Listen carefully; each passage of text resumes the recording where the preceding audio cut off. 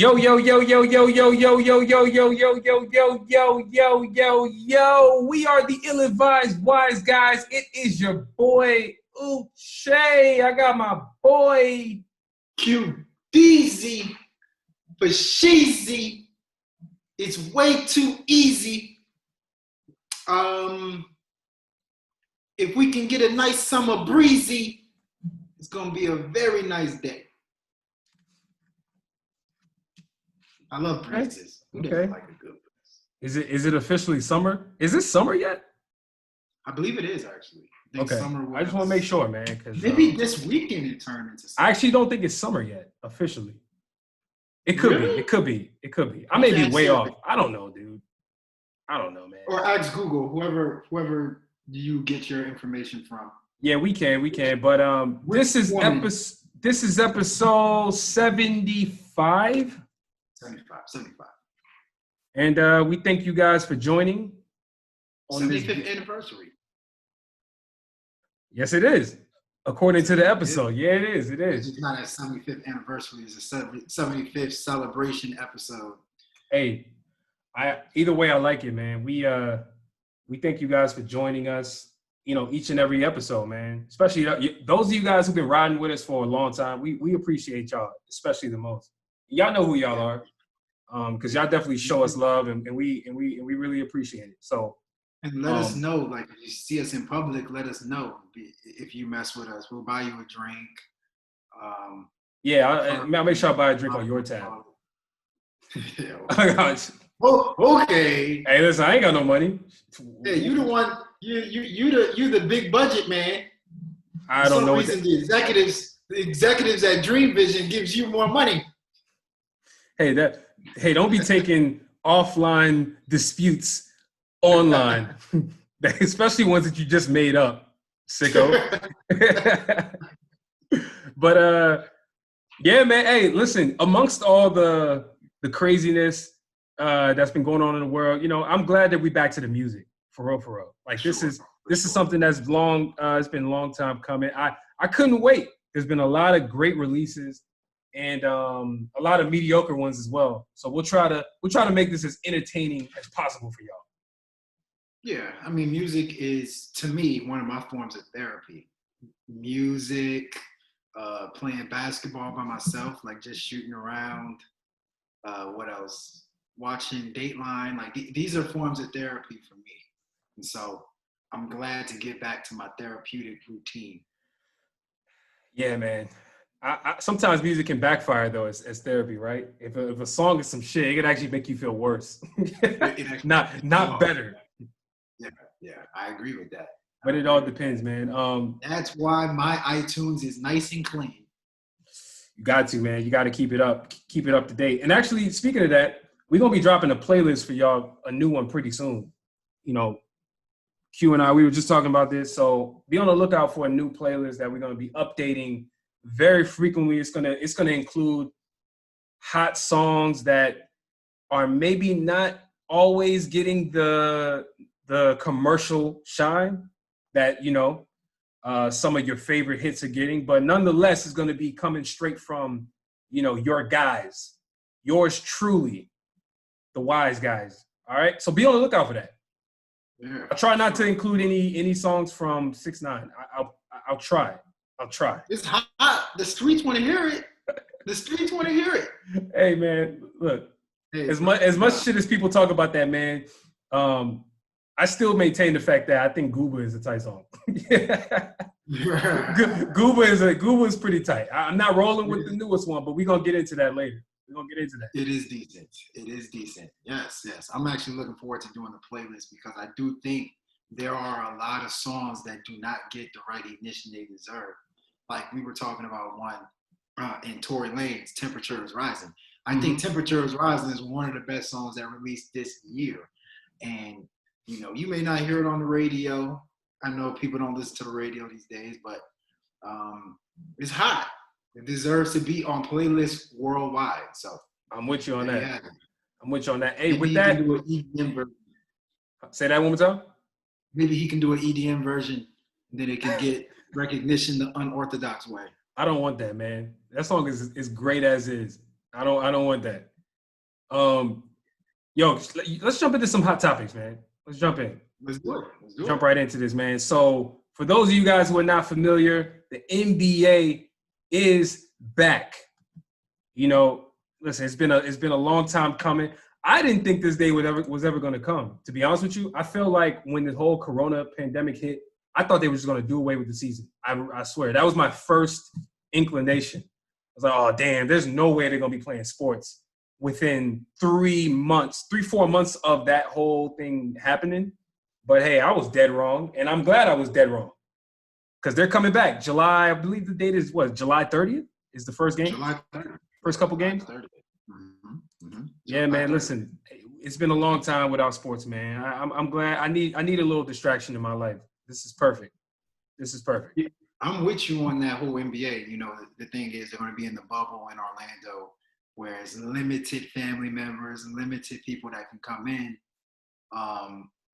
I do think that there's an opportunity for disaster to happen here. If you ask me, I probably would not have done this season. I think I would have scrapped it, but I do think they have a good plan in place. But the thing is, coronavirus don't see nobody's plans. It's just destroying everybody. So, but the good news is this. Today I was watching I guess Premier League type stuff. I don't know. Is Arsenal Premier League? Bro, you asked the wrong person. I'm not hip. Bro, I'm not hip. I was watching soccer and pretty damn good game. And these soccer leagues are actually doing pretty decent. I have not heard anything crazy. They've been playing games. And so, yeah, fingers crossed that we can get through this season. We can crown a champion. And if you want to put an asterisk on it, so be it. I will not. Matter of fact, this is the best opportunity for a random ass team like the Denver Nuggets or the Orlando Magic to win a championship because they caught everybody off guard. There ain't gonna be no asterisk in Wikipedia. They don't do that. I think there will be, man. You know why? Because Wikipedia is updated by the users. That's true. Somebody's gonna find a way to put an asterisk in there. But just for y'all information, opening night consists of the Utah Jazz facing up against the New Orleans Pelicans. You got the Clippers facing the Lakers. You got the Boston Celtics facing the Bucks. And then you got the Rockets facing the Mavericks. We talking about games that, like, I might watch all of these, like, for real. I might watch every last game. I already told wifey, I said, you know, you're going to be mad at me. You know why? Because the schedule says games start at 1 and they end at, like, 12 a.m. Like, bruh, you very well might catch me waking up, taking a shower, getting breakfast, and watching NBA games while I work at home. 100%. That's 100% happening. And you know what? And you know what? I have zero shame at that. I'm not apologizing to no one, including my job. You be over like why? They're like, yo, they send me an IM or an email. Hey, we tried to follow up about something very urgent. You know, we didn't hear anything back. I'm like, well, hey, I had something more pressing to attend to. I had a family emergency. All right. Okay, here we go. Or AKA basketball. or even worse, could you imagine being in a meeting and like Kawhi Leonard hits that shot? Ooh. You better have that joint in mute.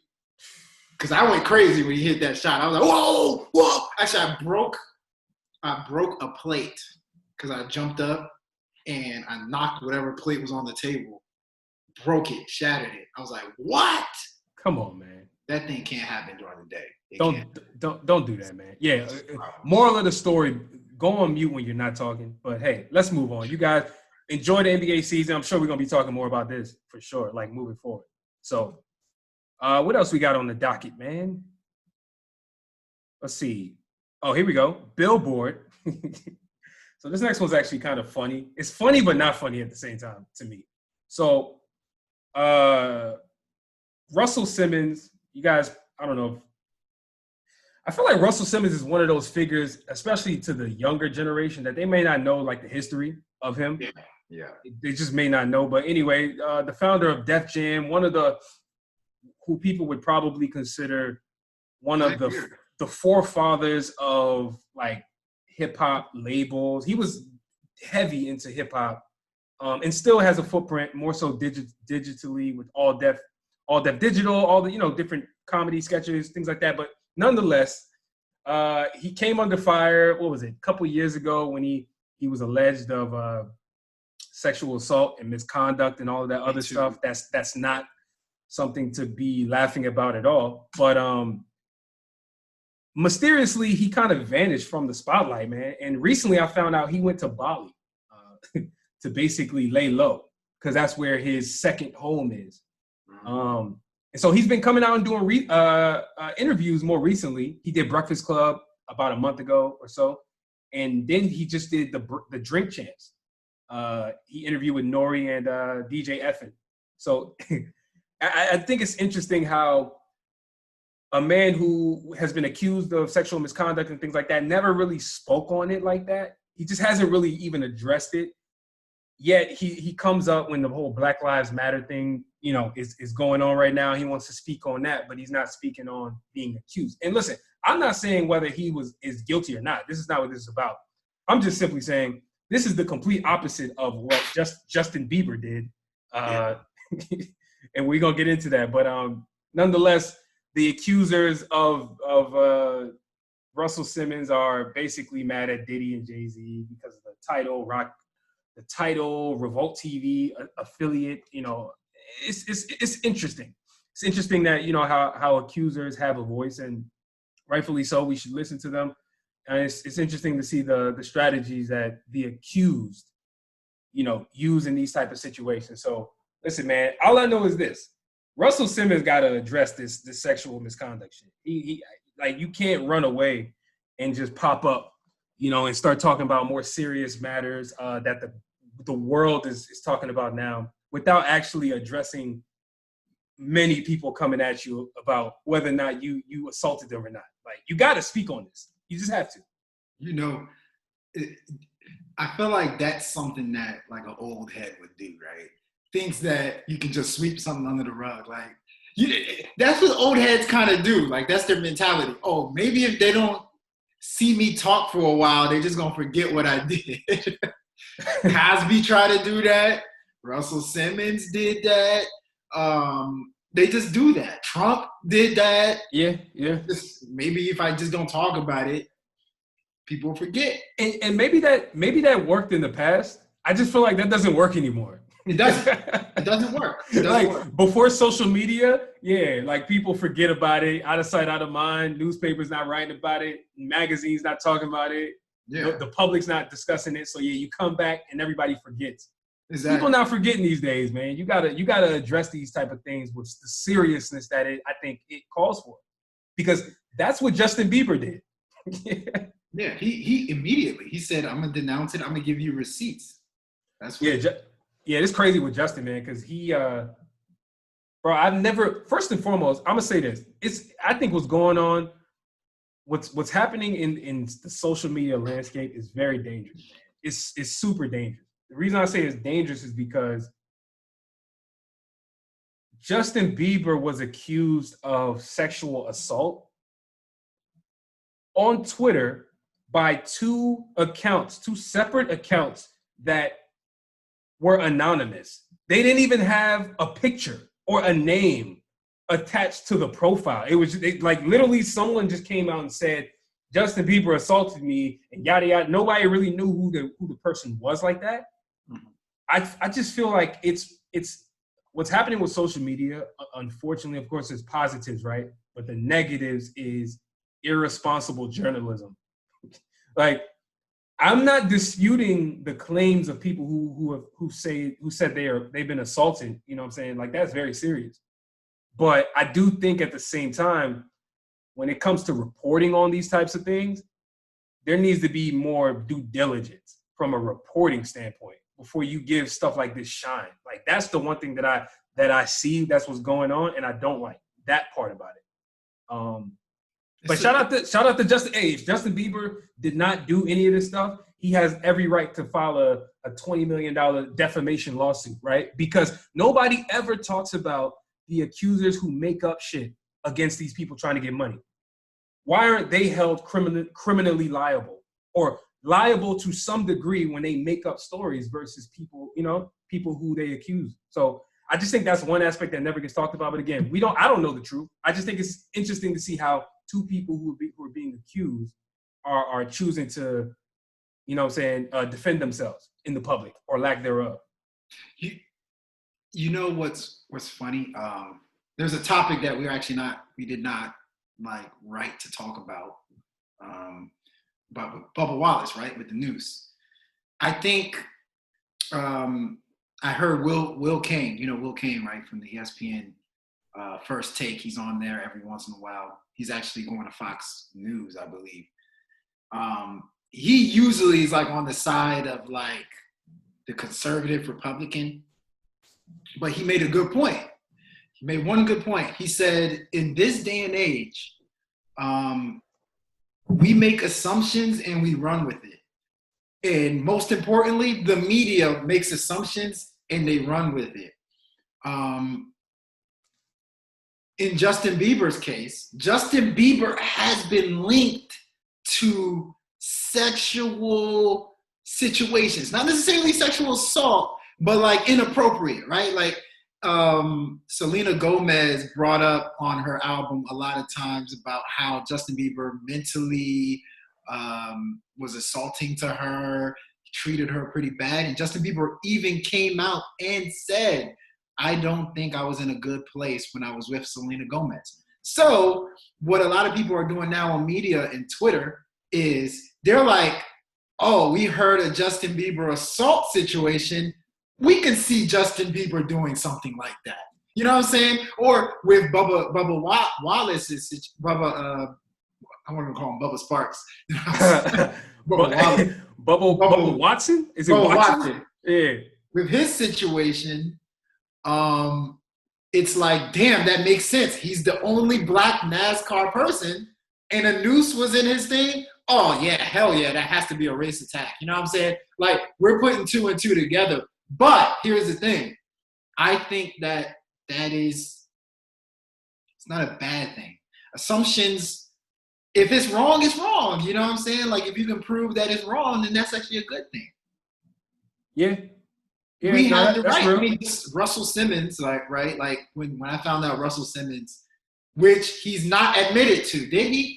Did he admit to sexual assault? So, what's interesting is that in his interview on The Breakfast Club, he never admits to full-blown assault, but what he admits to is being having been a horrible person back then. And he's like, I can see why someone would say I was aggressive. Mm-hmm. Like, he goes that far, but he doesn't go as far to say I am guilty of what they're accusing me of, if that makes sense. So it's like he's stopping just short. And it's hard, man. It's hard because all this stuff is in the past. So I don't know, man. But how do you regulate things that happened so long ago when criminal charges are not even, I don't even think criminal charges are even filed against them. It's more so civil suits. It's more so him saying, hey, I took a lie detector test and I never assaulted anybody. Like these claims are not necessarily as accurate as these people are making it seem. So if you want to call that a defense, I guess that is his defense. I just feel like he's doing it in a very passive way.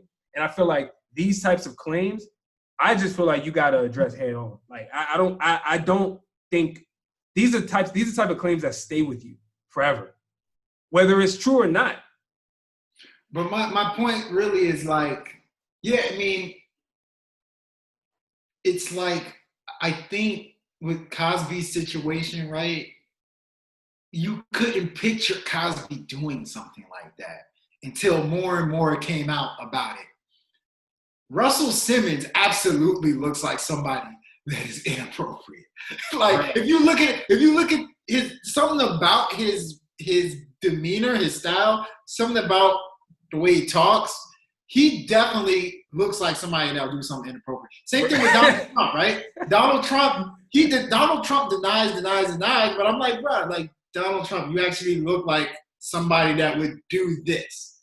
Yo, let me. I think all Twitter does really is like they make assumptions They do. on They do. what it looks like that person would do. I'm with you. I'm with you on that. I think the appropriate word for, at least in my mind, when I think of Russell Simmons, he kind of looks like a sleazebag. I'm just being honest with you. Really, He kind of look. Listen, he probably looks like, I'm is. not saying he is. He appears visually as a sleazebag. So I don't know, man. I don't know about this. I just listen. I just hope everybody is getting what they want out of this situation, man. I ain't got nothing to do with that shit. So let's just keep it moving. All right. Well, What else we got, man? What else we got? I got, what about these coronavirus numbers that continue to rise? It's I don't even know what to say about it. I mean, we did really good a couple months ago, especially the places that are rising now, like Texas and Florida. I felt like the numbers were pretty decent, and now they're rising back up to like astronomical numbers. It's like, we should be wearing masks. I think that's a given.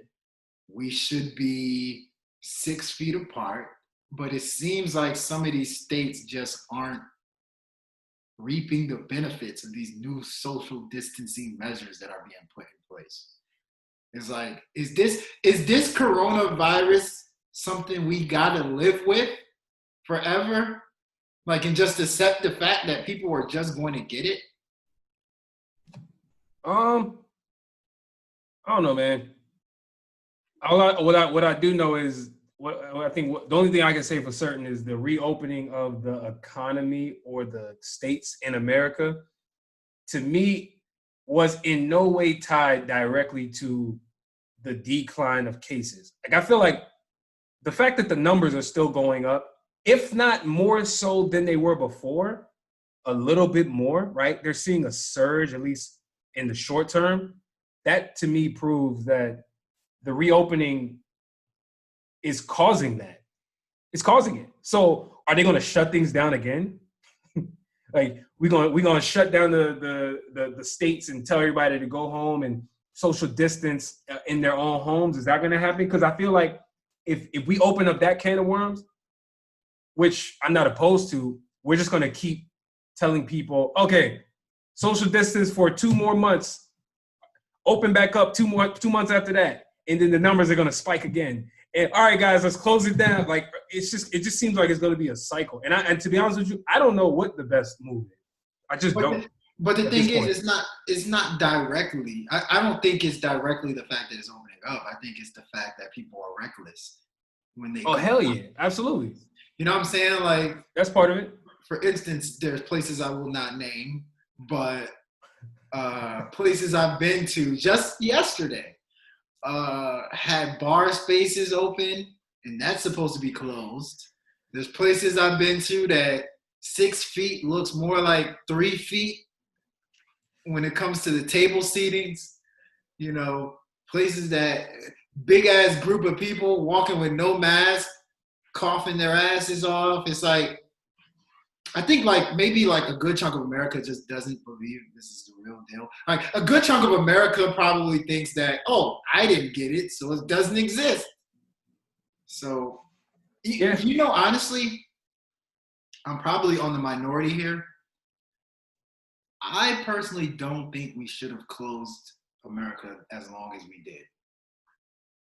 I think what we should have done was we should have found ways to like push wearing masks more, being a lot more clean. Because now it's like we can end up after this coronavirus situation with just as many cases as we were predicted to have. But now, like, bad economy, terrible jobs, like, you know what I'm saying? I'm stumped. I don't know what to do. Bruh, 40 million people. Actually, no, the number has increased since that number was stated. I think it's closer to 50 million people have filed for unemployment, which is, I believe the number is like 24% of the population. Mm-hmm. That's staggering numbers.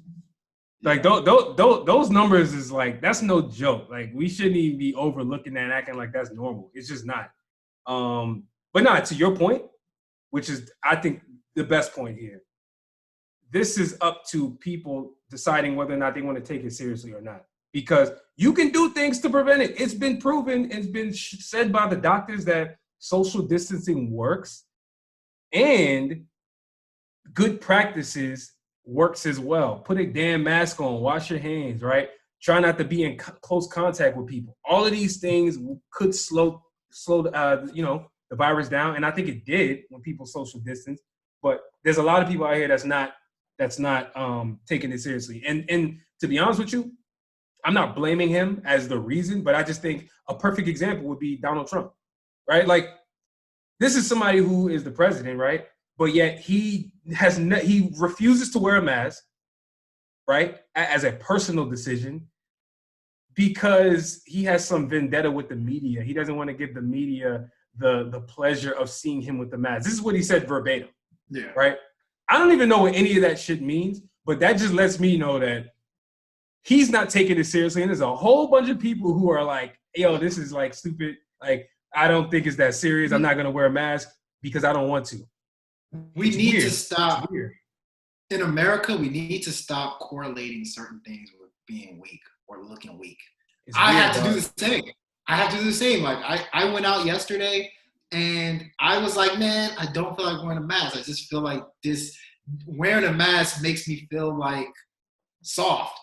You know, us men, like, correlate certain stupid things like that with being soft or like a punk kind of type thing. But we need to correlate wearing masks as that's the new it. It's cool. It's no judgment. But I think there's a lot of people that are just like, this makes me look weak. It's including Donald Trump. That is his whole argument. It makes him look like something, the coronavirus is bigger than him. Right. Like, and he never wants to succumb to the coronavirus or look like he is. And what kind of attitude is that? What kind of message is that sending to people? You know, because I don't think he's the reason for it, but I'm just saying there's a whole bunch of people who feel like how he feels, and they're too macho for this. It's like, it's an ego thing. It's all ego. Macho, it's all ego. Ego macho thing. That's what it really is. Because I'm pretty sure if you look at the numbers, it's a whole bunch of douchebags douchebag dudes that are that is making these numbers rise. So yeah, man, it's interesting. It's interesting. I think wasn't there something else you wanted to bring up about Trump? Something about Biden? Before we get into the music? Obviously, you know, the election is in 3-4 months, November. Yeah. And every week it seems like Joe Biden's lead on Donald Trump in the polls is rising. And I don't know if you heard on the news recently, Donald Trump actually said, I think Joe Biden's going to be the next president because you guys don't F with me. I don't know if there was ever a president that was already doing his term that was looking to be reelected that admitted that he thinks that somebody else is going to win. Has that ever happened? Personally, what I think is going to happen, I think Donald Trump is going to bow out. I think he's going to bow out around September. Because this is not even a knock on him, but I guess it is. But he tends to quit. Like, when something starts to look bad, like his hotel business started to go down a little bit, he quit on the hotel business. When, his apprentice shows started to lose numbers, it was like he almost wanted to disassociate himself from it. So I think that if by September, Donald Trump's numbers continue to look as bad as they are right now in the polls, I think he's going to drop out. Well, I can tell you one thing. If that happens, there's a whole lot of people who are going to be happy about that. So that means Biden may have to go against Pence, right? Probably Pence. I'm telling you, I don't give it to Biden. I don't know how that works, man. Like, we were talking about that offline. I don't know how that works. I would need to do research to figure out okay, if the current sitting president decides not to run for re-election, what does that actually mean? Like you said, does Pence now be the one to run, or does he just forfeit to the opposer? Like, how does that work? I have zero clue, to be honest with you. And the funny thing is, everybody wants to say, most people will probably say, That's never going to happen. That's one of the weirdest situations ever. Well, this 4 years with Donald Trump, has it ever been orthodox? Has it ever been normal? It's only fitting that it ends in the most unnormal way. Yes, I came up with a word, unnormal. The most unnormal way this thing's going to end. It's always been like that. Hey, man, it would be fitting. It would. I agree with that. Yeah, we'll see what happens, man. We got a couple more months until the actual election. But like you said, if that does occur, hopefully, hopefully he doesn't make it too dramatic. You know who? Because at this rate, he's liable to go out with a fight. Like I don't see him laying down. I just don't see it. I don't see it. I mean, he's already started his lie. He said that mail-in ballots, well, maybe not lie, but he's already kind of made an excuse. He said mail-in ballots are inaccurate. I'm like, oh, God. He's going to say he lost because of mail-in ballots. I can already see it. Hey, man. Whatever, man. Yeah, I'll tell you what, though. He's hedging his bets. That's what you call hedging bets. I'll tell you what, though. Yeah. You know who I'm voting for? Wyclef. Oh, boy. He got me sold. If I was president. Remember that song? Of course. I was president. Hey, man. I don't know if I would vote for Wyclef, but shit. If the choice is between Wyclef and Trump, yes, Wyclef, you're getting my vote. He's getting my vote, man. So we'll see what happens, bro. But I think it's time for to jump into some music, man. Let's do it. Let's do it. So let's kick off this Watch the Throne segment with an EP, actually. That's really short, but sweet, in my opinion. My main man, Joe Slacko, Six Slack, Black, apparently, is what he goes by. He dropped 6-piece hot EP. What did you think about it? 6-piece hot EP. Slacko himself. Joe Slacko. Yo, one thing I love about Six Slack, aka Six Lack, is the fact that he don't take his name too seriously, man. Like he's actually embraced the funny aspect of his name. He mentioned it on Jesse Reyes' song. He said, "Yeah, some people like to call me Six Slack, but my bank account is big or whatever." But anyway, yeah, no, it's cool. It's cool. I like that aspect of him. But all right. So what do I think about this new EP project? Like you said, man, very short, straight to the point, really. I'm glad to hear new music from Black, especially because I feel like it's been a long time. Matter of fact, his last project, which was East Atlanta Love Letter, came out 2 years ago. Can you believe that? Even though it doesn't really feel like, at least to me, it doesn't feel like it was 2 years ago. Primarily because I still listen to a lot of songs on that album. I did need new music from Black. I got that sense when I hit play. It was like, okay, all right, I needed this. So he gave us 6 songs. ATL Freestyle was the first song on the project that came out. What was it? A few weeks ago, maybe a week or two ago, prior to the joint dropping. I like it. And honestly, like throughout this entire project, he gave us more of his rapping side, which I think we all knew Black is capable of, right? Like if you know anything about Black's history, he grew up with Young Thug. They grew up in that same Atlanta area, East Atlanta. And he mentions it all throughout his music that he grew up listening to Gucci Mane and idolizing people like Gucci Mane and stuff like that, which is interesting especially coming from an artist like Black, because when I hear his music, I don't hear any of that. But I do hear that Southern and that Atlanta perspective. You know what I'm saying? Everything the Atlanta dudes talk about, whether it's the food, the drink, the women, the clubs, like he got that whole thing going, and I appreciate that in his music. But like I said, he gave us more rapping, and I'm not mad at it, man. Because while I think I like Black more for his like melodic side, just over the years. Like I think I gravitate more towards when he does music like that. I think he still gave us the melodic type of beats, but he was actually rapping, which I appreciated a lot. So honestly, not a whole lot I can say about this. It was, like I said, it was only 6 songs. My favorite songs are Long Nights, Know Your Rights with Lil Baby, and Outside, which was the last song. You know, Black is one of them dudes that always gives you what's on his mind. You know what I'm saying? Like, he always talks about what's going on in his life, the fact that he has a kid. I think he had one, matter of fact, his kid was on his last album, on his, like, in the front, when he was, like, in the kitchen. It's, like, on the album cover, but he talks about how his daughter is a big part of his life. He talks about how he's getting more in tune with the money. He's getting more in tune with the fact that he doesn't need to be on tour fucking with groupies. You know, I get a lot of, when I listen to Black's music, I get a lot of what's on his mind. And that's one of the main things I appreciate about him. So, like I said, not a whole much to say about him, about the actual music. But I like it, man. I like it. I'm going to give this about a C+ to B-. That's like kind of where I would put my grade for him.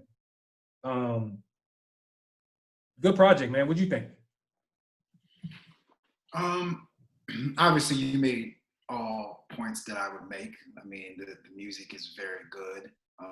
He pours his heart out in the music that he makes. You know, it's funny. I don't consider 6 Lack a rapper. I don't consider him a singer. I consider him like a poet that just uses rapping and singing to deliver his poems. You know what I'm saying? Because he doesn't really, you can't make him go faster. You can't make him go slower. He goes at his own pace. He goes with his own energy, flow. Like, he just always seems to be at his own pace. Nothing can change how he sounds or feels on any given song. Also, something that I found very interesting about this album was just kind of how it rolled out. Like, you mentioned earlier that ATL Freestyle was kind of the first song that he came out with to prepare people for this EP. Then he came out with Float a couple days before the album came out, maybe like a day or two before the album came out. That's already 2 of the 6 songs that came out already. And I think it was actually a good strategy by him because it allowed people to be like, all right, we need to mentally prepare for a 6 Lack album to come out and just get in that mode, because you really truly have to be in a certain mode. You truly have to be in a certain world to appreciate his music, in my humbling opinion. Because at the end of the day, I love it. The music is great. The beats are amazing. Nobody really wants to call him a rapper. Like I said, I wouldn't call him neither. But to me, he raps quite a bit on this album. Ironically, a lot of the stuff that he made on the album sounds like freestyles to me, right? Like, the first song sounds like a freestyle. Long Night sounds like a freestyle. ATL Freestyle obviously sounds like a freestyle. But even the slow jams, like Float, sounds like a freestyle to me. Sounds like he's just letting loose. Know My Rights sounds like he's just chopping it up. Him and Lil Baby just speaking on how they feel. It's a body of work that's just enjoyable to listen to if you're just a human being. I know that sounds weird and simple, but it's a body of work that you enjoy if you just like to hear somebody, you know, talk about themselves or like what they're going through. But then at the same time, I will say this. It feels like Slack has never had a good day in his life. He always sounds sad. Like, my brother, there's spaghetti in this world. Like, can't you look forward to that? Why you always sound so damn depressed? But I guess that's his brand, which is interesting because they don't really make artists like that. They don't make artists like Slack that always just sounds depressed in their music. Like, that to me is kind of new. They kind of did. Hey, let's not forget Juice. They branded Juice World on Sadness until he got a little bit more lively. With like maybe the last actual full length project that he dropped is a little bit more energetic. But for the most part, I would say he was branded as a sad boy artist. Listen, sad boy music is what I call it. Just sad boy. They're always sad. Everybody's sad nowadays. But this, to me, you're right. But to me, this is like a different type of sad. Like, this is like a pessimistic type of sad. Like, what do they call, they got Negative Nancy? Like, yeah. 6 Lack is just the definition of Negative Nancy. As soon as he just hops on, right, a song, oh, I got this money and I just feel so sad about it. Like, dude, like, I love your music making waves. Like, bro, like, come on, man. There's like wonders in the world out here, man. Hey, what's that song that him, Ty Dolla $ign, and the dude with the Gumby haircut? What's his name? Khaled? Yes. What's that song they dropped like a couple years ago? You remember what I'm talking about? Don't remember. I'll be outside. I'll be on the way. That's it. Oh, yeah. On the way. Yeah. He didn't sound sad. No, he didn't. Nah, he was upbeat. Like I felt his spirit. His spirit was up on that song. I'm not sure about that. Go back and listen. Even when the dude he had a great day on that song. Great day is like my average. But it sounds like every day is Monday for 6 Lack. Oh man, he got the case of the Mondays. He got the case of the Mondays, doesn't it? Oh man. Let's not talk about that. But hey, what would you grade it though? What would you grade the album? You know what? Or the EP rather? I was a little higher on it. I'd probably give it a B plus around there. Solid B or really or one way or the other? Like it's B plus, C plus? Towards a B plus, like a high B to me. Okay. Not mad at that, man. Like, there's not a bad song on there. I am not mad at that, man. I say we move on, though. Shall we? Yes, sir. All right. So next project. This is someone I've been really excited about for a long time. Teyana Taylor finally dropped her full-length project, man. People, they want to talk about what she dropped last year when that whole good music was doing the whole 7-song release thing. She was clearly not happy about that. Teyana Taylor dropped her album called The Album. What do you think about The Album? Interesting song title. What did I tell you about these bad song titles? It's a trend. Deluxe albums and bad song titles have been the big music trends. I thought it was really good. I thought it was a very good album. I mean, I know you mentioned the Kanye West album that she had, which is called KTSE. I actually was really high on that album. I don't know if you remember on the podcast, I actually said that was probably the second best album out of that Kanye West sessions things that he was doing. Obviously, number one, Pusha T. But I gave it probably like an A-, something like that, because I felt like the music that she was making was like creative. It was, very enjoyable. It was mixing old school and new school flavors together. And I just felt like it was just a beyond solid body of work. And then obviously you have Kanye West behind it. His production skills just kind of took it to that next level. I don't think this album, The Album, is shake your head worthy title. Awful song title. I will 100% agree with that. It's awful. This is the worst of them all. It's pretty bad. I mean, and I thought Kalani's was really bad. Bro, this is like imagine if somebody dropping a song called The Song. We would laugh that person out of the fucking building. What are you talking about? That song better be amazing. No Name dropped a song called Song 23. No, 33. Or 33. There you go. But that's her thing, though. I don't know. I haven't been on No Name Heavy at all, but she apparently does that. Like, yeah. Like her last song, ironically, is song 32.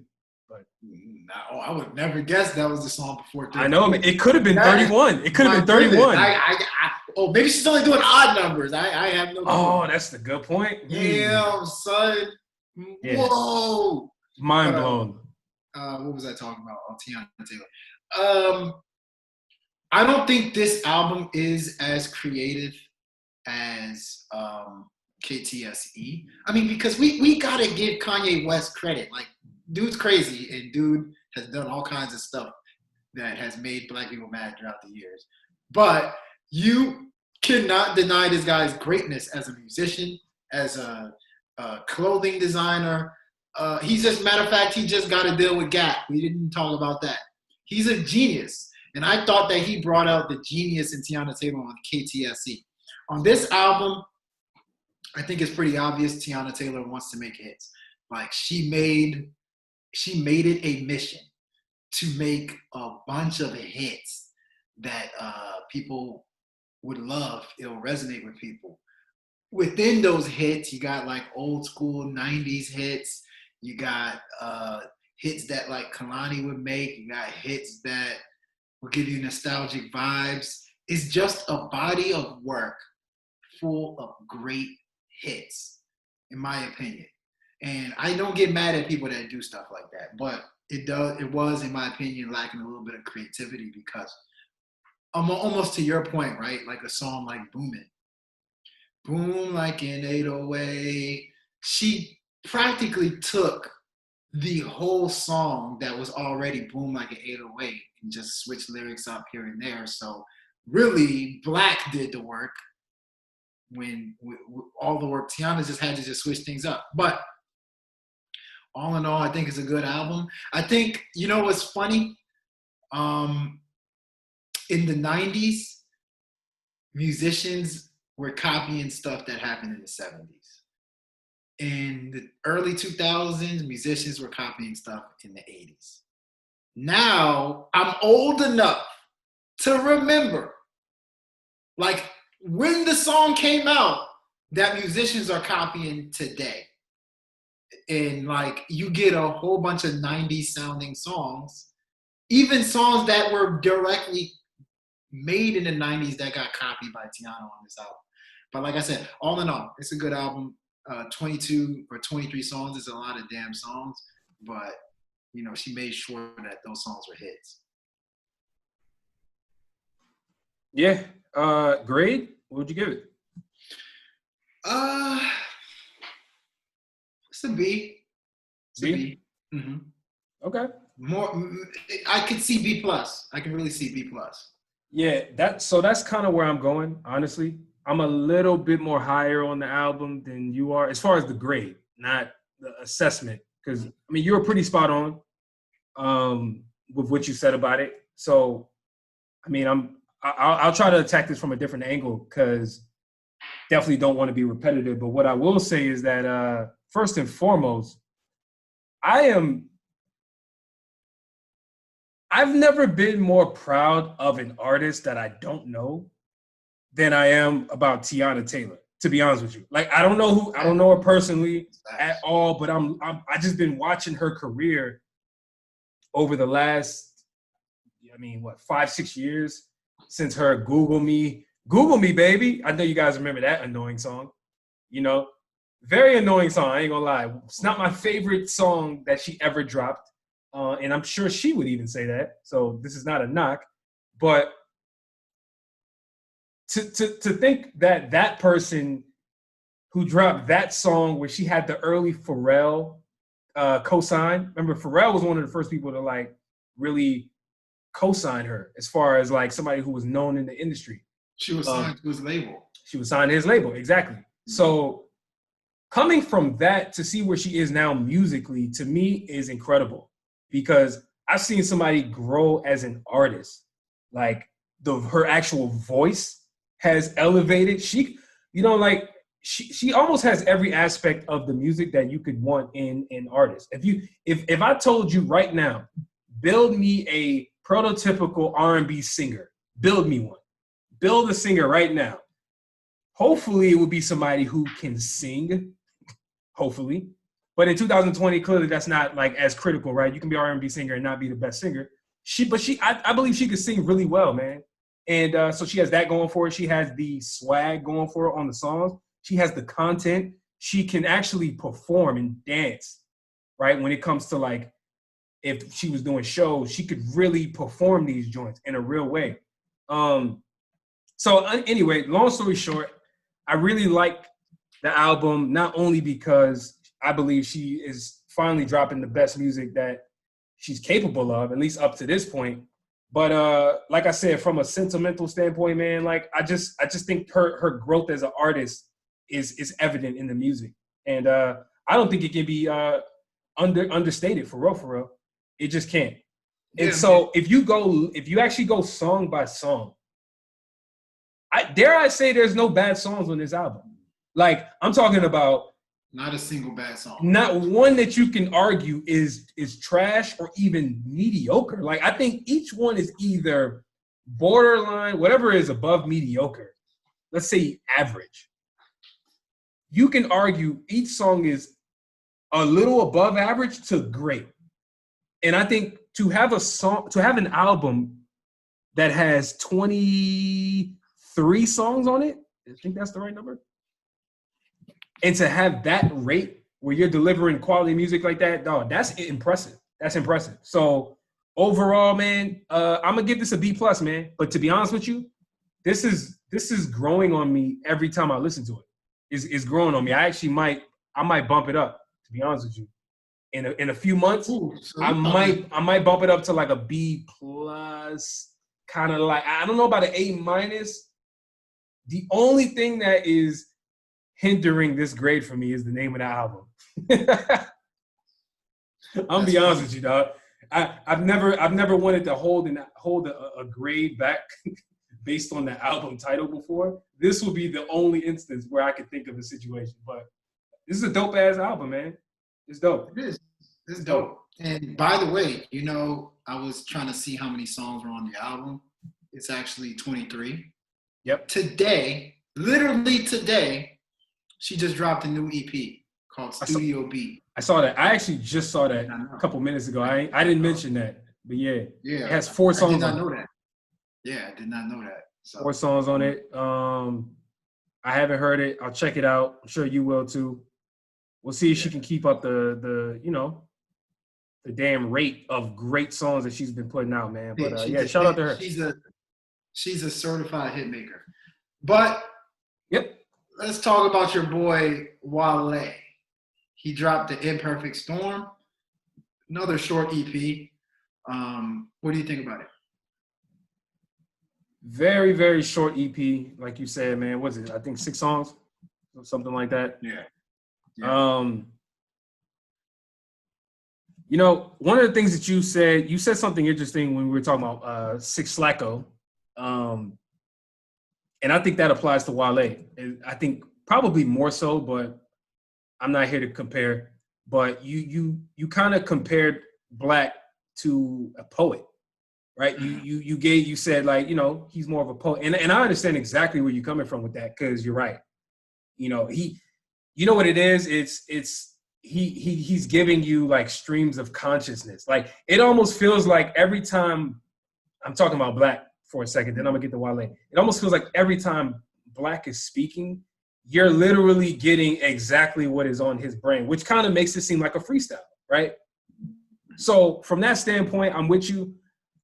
However, when we go into this new project with Wale, I think Wale is back to what he does best, and it is rapping over soulful, yet energetic, yet beats that essentially are so uplifting and they cater to his exact skill set that, you know, with it only being 6 songs, I have nothing more to say other than the fact that this is a really good project. Because I think what Wale was able to do on this project, which is very timely considering the whole police brutality, Black Lives Matter thing, right? Why, if there's been any artist on some real shit that has displayed more blackness in their music, and you know what, I'll say rapper. There's been any rapper who has displayed more blackness consistently throughout their whole career, I would like to hear that name right now, because Wale has been speaking for Black people for a very long time. I remember when he dropped one of his last couple albums. He had a song called BGM, Black Girl Magic, right? And it was at that point where I was like, dog, Black women, y'all gotta put this man on a pedestal. Like, why is Wale not getting more love in the Black community? He is literally telling y'all, hey, I care about y'all. Like, we all we got. Yo, hey, we all we got, that yada yada yada yada. So when I hear this is not a surprise for me, you know, to hear the blackness and all that other shit. But let's get into the music. 6 songs, like I said. I thought he was rapping up to his standard, man. The Imperfect Storm, I think, is a cool little album cover. I see. You know what I'm saying? Got the fire going. It's real dark. It's exactly how the music is. The only song I don't like on this project is see if I know the actual. I think it's not Moving Different, because there's one that's upbeat. It might be Moving Different. I'm not sure if I'm feeling that upbeat style right now when it comes to Wale, but overall, man, this is dope, man. Wale's in his bag. Period. He's in his bag. This is typical Wale, if you like rapping Wale with conscious messages and things like that. So, not much more I can say. Do you got what's your grade? This is a B. This is a B. This is a B. Okay. It's really good. That's fair. It's really good. That's fair. Check it out if you haven't checked it out, man. If you poll people on how they feel about the album, I have a feeling that most people are going to call it an album that was like a B plus type. Most likely. So, I mean, you said pretty much everything I would say, right? We're agreeing today. Wale is kind of poetic. The difference between Slack and Wale is that I feel like when 6 Slack is actually writing his music, he doesn't take into consideration how does it flow, how does whatever. He actually writes his thoughts out first, and then he probably finds a way to rap or sing those thoughts out, if that makes sense. That's how I feel with Joe Slacko. Wale, I think he does focus on saying some tight-ass stuff, which is fine. And he does focus on trying to hit you with killer bars, but while he's writing those killer bars, he probably puts his thoughts in there. So that's kind of the difference, which probably is kind of similar to the difference, what you think the difference is between those two. But anyway, I will say this. I feel like Wale, right, throughout these years has been difficult. It's been difficult for him to figure out what sound works for him the best. That is well documented, well known by anybody that is a hip hop fan today. When Wale first came out, I feel like he dropped an album in, what's that album called again? Is it Attention Deficit? I felt like he was trying to make hits. Now, Teyana Taylor makes hits, but Teyana Taylor's hits are quality, and Teyana Taylor's hits actually felt like it came from a place of somebody that knows how to make hits. I think Wale was trying to make hits, but he didn't necessarily know how to make hits.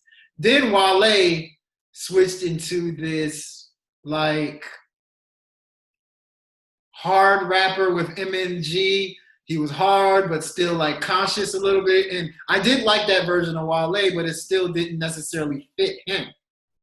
Then, you know, from there, Wale turned into a dude that just wanted to experiment with a whole bunch of different sounds and Afro pop music. And Wale has been all over the place historically.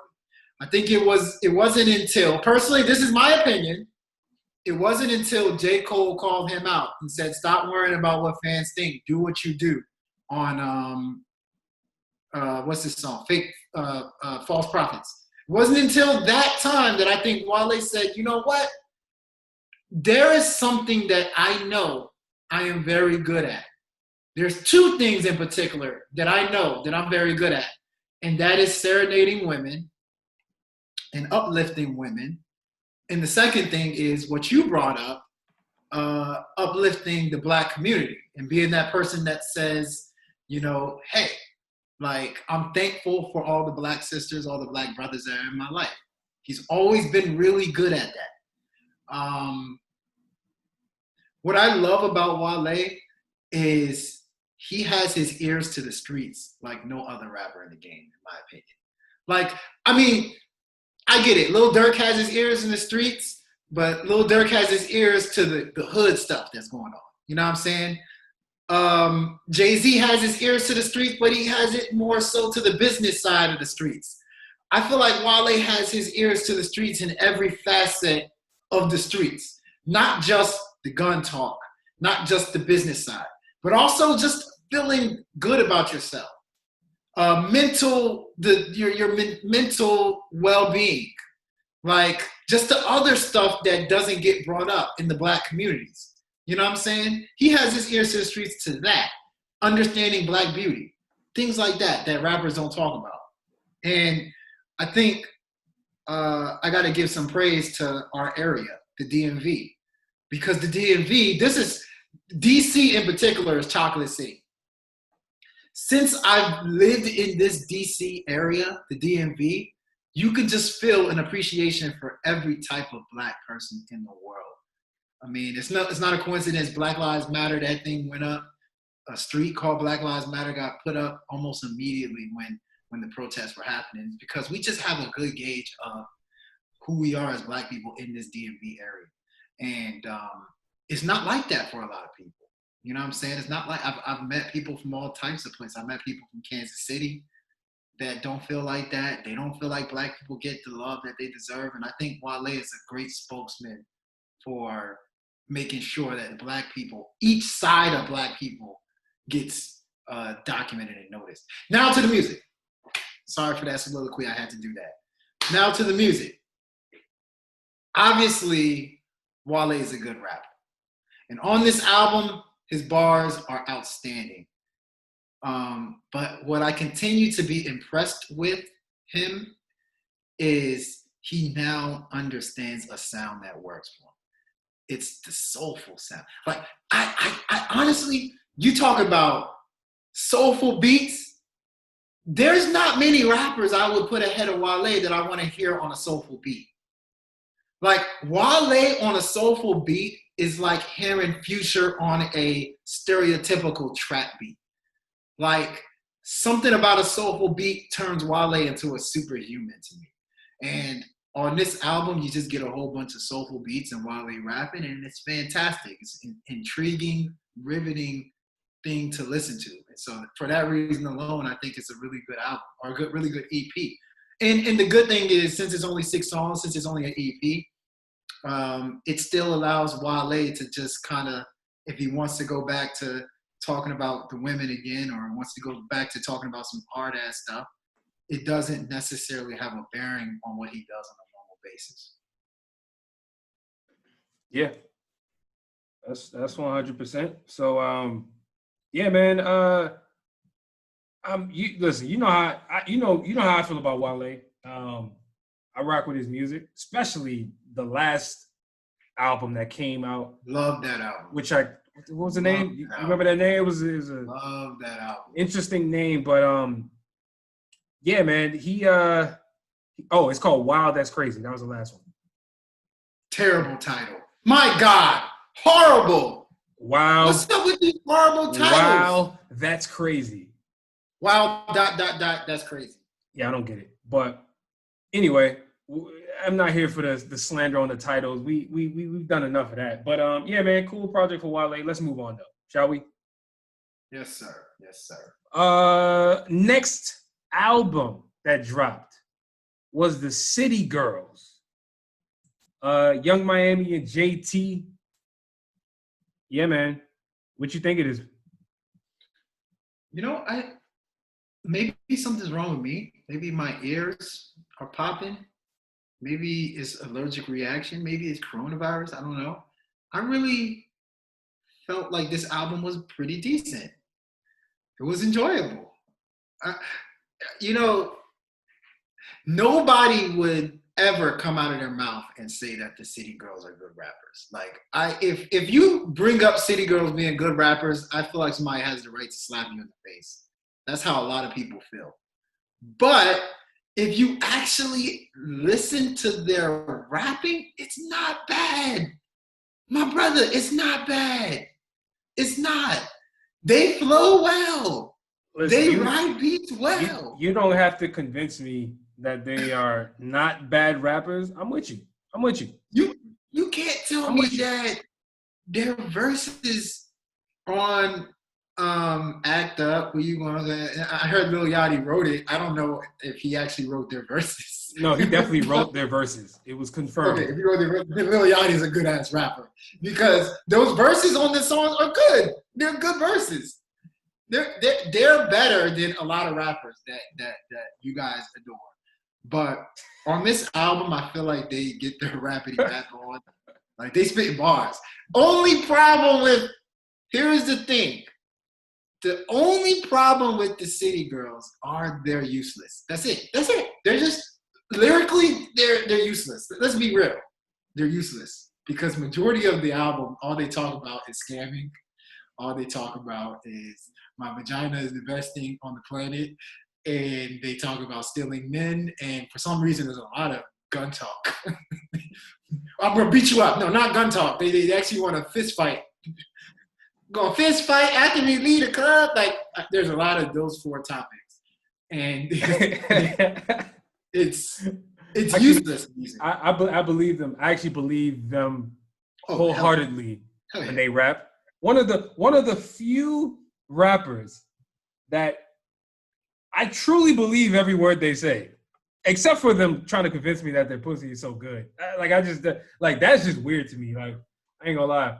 If you gotta say that shit over and over as much as they do, like, it almost feels like every other bar is a pussy so good, pussy exactly. This, pussy this. I'm like, yo, that joint cannot be that good. It cannot be that good. That is that's the default way they close their bars. But yeah, I mean, it's a sitting on lock. Like we were saying earlier, like the beats are very good. The beats are very, very good. The rapping to me is, the lyrics are not that good, but their rapping skills and mechanics is pretty decent. I thought Lil Baby put up a good feature. Yo Gotti put up a pretty good feature. Dirk was decent. Like, it's a decent body of work, but you know, we live in a world where women rappers aren't respected like as much as the dude rappers, and so there's a lot of people that just can't get hit to women that rap like them. So personally, I think it's decent. Okay. You know, I will say this. The last thing you said was pretty accurate. As much as we are, like, dude, I'm not trying to say we've been on the forefront of at least praising women rappers. However, I do remember pretty vividly. I mean, you guys can go back and check the podcast, previous episodes. It's documented. Like, last year, probably a year and a half ago, we were talking about the influx of women in rap and how there's a bunch of women that's about to pop off. Yeah, go check out the previous episodes. Like, it's not a secret. And obviously, as you guys can tell, it's not a secret. Everybody knows. However, I was going to say, the importance, the thing that we should point out is we're not obligated to do it. We do it because they're actually hot. They're actually good. Correct. You know what I'm saying? Like, and that's the biggest thing. That's the biggest thing. Actually, I just view them in a fair space. Like, let's be fair. 100%. And where I was going with that was the fact that as much as we have acknowledged that they are, they've been on the come up, they deserve a space in hip hop.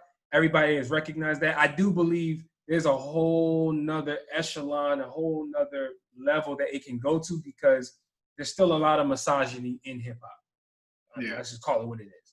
Yeah. Right?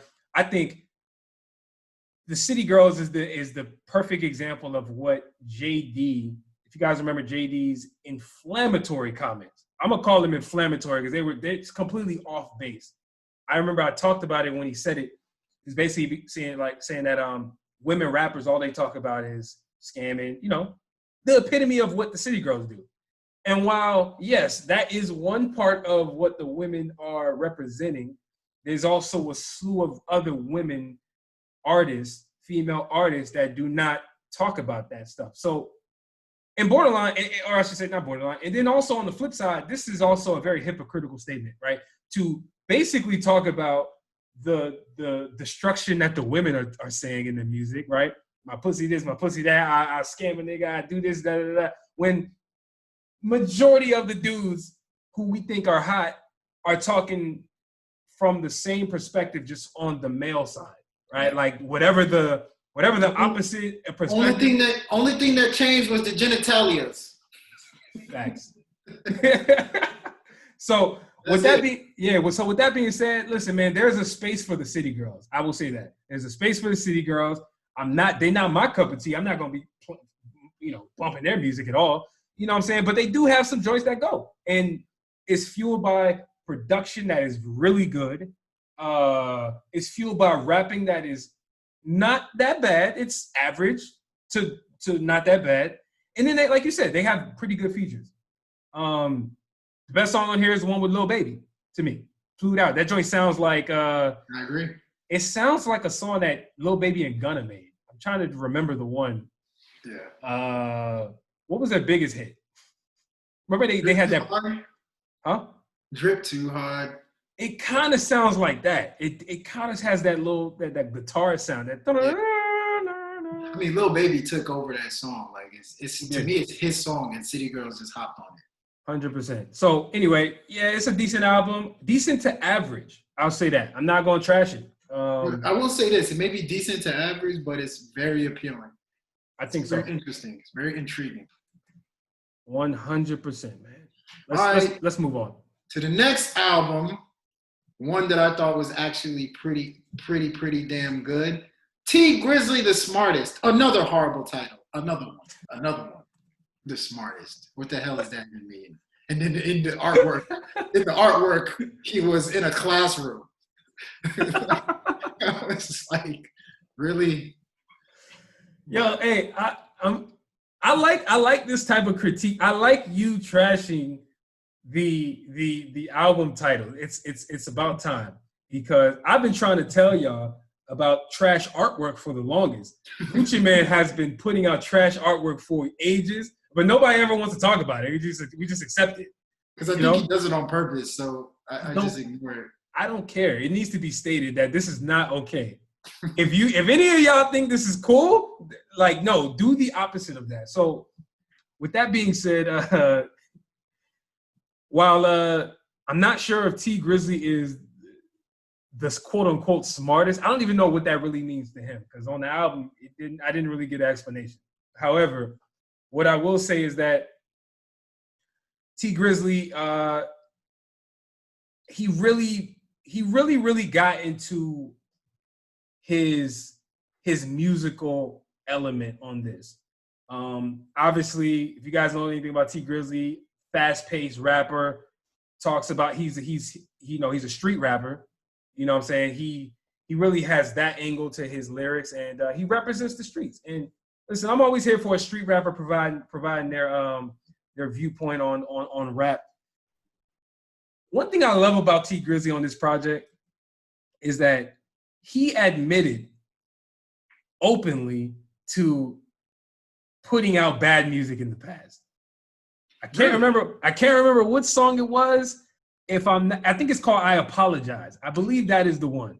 The second song on the album, he basically got into, I'm sorry for not putting my best foot forward. I'm sorry for letting the labels try to tell me what I should put out. And while I don't know if that is true or not, hey, maybe it's just convenient him. Maybe just saying that as an excuse for putting out music that was not that hot in the past.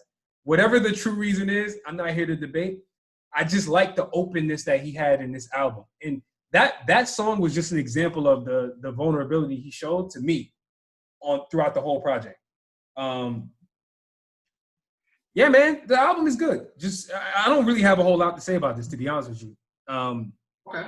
I just thought like he delivered. He delivered in a way in which I don't believe he's ever delivered from an album standpoint with any of the ones that he's put out. While there were other ones that I liked from him, I just don't feel like he ever really gave us a full body that I can stand on as somebody who's been rocking with T Grizzly for the longest and say, hey, y'all, check out this T Grizzly album. This joint is actually pretty good. I don't believe I've been able to actually say that confidently until now.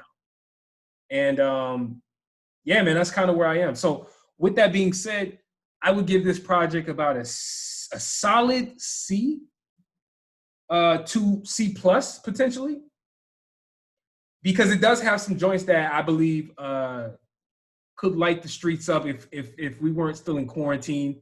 Like he got the joint with Lil Baby, of course, called COVID. He got the one with Meek Mill, Lions and Eagles. I think that one was pretty dope. I really like all the features on this, to be honest with you. Overall, like I said, it's just solid music. It's solid. Solid. So that's kind of where I am with this, man. What do you think? Okay. I would actually go more towards, I can understand a C plus, but I would go more towards a B minus B. I think it's actually a really good album from start to finish. You know what's funny? I said the title, I don't like the title just because it's like the smartest, but I actually do think T Grizzly is one of the more intelligent rappers in the game. If you actually listen to his raps, like if you really think about it, his punchlines are pretty clever. He's very calculated with his lyrics. Like to me, I feel like when he talks about a topic, the difference between him and all the other rappers you hear in the game is he gets deep into those topics. You know what I'm saying? Like, while other rappers say, I wanted to shoot this op up, they leave it at that and they keep it moving. T Grizzly will tell you exactly how he feels about shooting the op up, why he wants to shoot the op up, how he felt after shooting the op up. And then even when T Grizzly talks about being rich, he doesn't just talk about, oh, I got all this money. He talks about how he felt when he didn't have money. He talks about how he feels with now having money coming from the streets and stuff like that. So he's a very intricate rapper. Like, he makes sure that he articulates his every point in his raps. With that being said, on this album, like, it was very enjoyable to hear his thoughts, just for him coming from where he's come from. Because he's like a real street dude. And I think after you finish hearing this album, almost similar to Wale, you feel like he has a good gauge of what the streets are saying, how they feel. Like, he understands the street codes better than a lot of people in the game. And so it was just very interesting, very intriguing. It's like, for real, like I always tell you about T Grizzly, these albums need to be accompanied by like a damn biopic that is played by Jason Statham. Like, T Grizzly needs to have his story in the damn movie screens, because I've never heard a dude rap so damn riveting. His stuff, you be on the edge of your seat listening to his music. I'm like, yo, shit, what's about to happen next? What the hell? Oh. Nah, like Satish. Did you hear that song? I don't know, is it called Satish? Satish? Oh my God. His aunt? Did you hear that? Bro, that joint was Taken 5. Bro, that song came out months ago after, his aunt got tragically killed. Yeah, but yeah, really, bro. Yeah. I still get there's certain joints that I get chills when I listen to. I get chills when I hear that song every single time. It never fails. I'm telling you, never. Okay. I don't care. I could be in the grocery store and that joint come on, and I'm getting chills, freaking picking up a banana, like yo, putting it in my cart, like whoa, what did he say? Oh, like, let me run that back. Run that back. He said, I ran up on the ops and I shot him dead. And he's like, and I don't care if I go to jail, I shoot the mayor up. I'm like, wait, what? Exactly. And his animation. You're shooting the mayor up? His animation levels just keep rising. Yeah. Like, it's crazy. It's very interesting to listen to. I will say this. The album is missing two things, in my humbling opinion. Two things. Number one is missing auto-tune. I think that's a very good thing. I felt like he naturally came up with hooks. He didn't have to rely on auto-tune. He didn't really have to rely on making something like an infectious melody or anything like that. He just went straight up. The second thing I think is missing on this album is Lil Durk. I feel like Lil Durk could have been on about 4 or 5 of the songs on this album. Like, I feel like Lil Durk could have, you know, enhanced joints like I Apologize or, you know, even Lion and Eagles or something like that. Or maybe you could have had Lil Durk singing some of the hooks for some of the songs. But all in all, I think the album is a very good one and probably the most intriguing album I've ever heard in my life. Wait, what? You mean from him or in general? In general. What the fuck? My brother, it was like an action movie. Nah, it was bro. like, did you hear Mr. Officer? Ooh, Jeez, that sounds crazy. please. He said, Like, he sitting said, there like, yo, he said, bro. he said, yo, you shot him in the neck. You ain't got to do all that. And he said, man, why would he lie? Like basically talking about, like, you got his foot on his neck and he's telling you can't breathe, man. Why would he lie? Like, yeah, I'm like, damn, yo, T Grizzly, you're right. Like, why would he lie? Bruh, Why would he lie real. about not being able to breathe? Damn. That's real. It's real. That's what I loved about the album, man. That's what I love. No, that's real. Yeah, man. I one thing we didn't talk about this because there's no need, I guess. But I do enjoy most of these artists putting out these, you know, the Black Lives Matter and the music that is related to what's going on right now. I have enjoyed majority of what I've been hearing. And T Grizzly put out a good one, like you said, Mr. Officer. I really like that song. Really like that song. I appreciate it. I like it and I appreciate it. Now, someone who I don't appreciate making Black Lives Matter song is Juicy J. I don't know if you heard that new one that dropped. I did hear that. It's actually pretty tight, though. It's actually pretty tight. That joint is not that good. It's not. It was pretty tight. I thought it was tight. I didn't say it was good. Like how I thought, like how in the world can the man have the audacity to put out a police brutality song, and majority of the song he's talking about the same old stuff he always talks about, which is doing drugs and smashing girls. Like, what the hell does any of that have to do with the title and the subject that you tried to make us think you were about to talk about? But you know, listen. Hey brother, we protest in our own unique ways. I'm not. Yeah, exactly. And I have my own opinions in my own ways as well.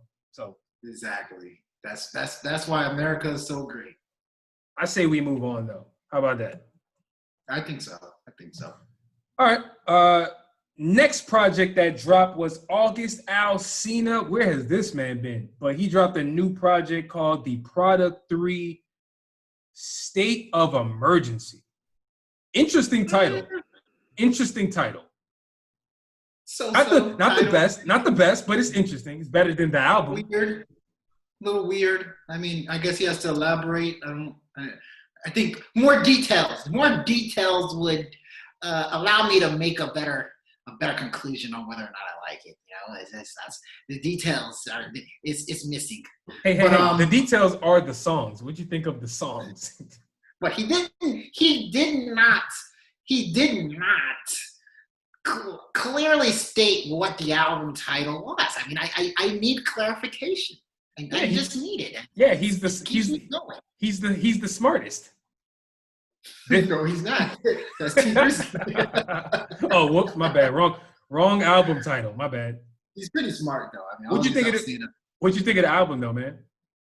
I thought it was good. I mean, I know what you're gonna say. You have a very short attention span, like I do. 27 songs is an egregious amount of songs. Like that's too much. I think there's no way in hell a human being can come out with 27 songs and people would appreciate it. August Alsina has always been hella talented, man. Like, to me, he's a fantastic singer. And what makes him even more special as a singer is that he's raw. He's blunt. He's almost like Six Slacko, but like I said, I think Six Slacko puts his thoughts together, then he finds ways to rap and sing those thoughts. I think August Alsina does what Wale does.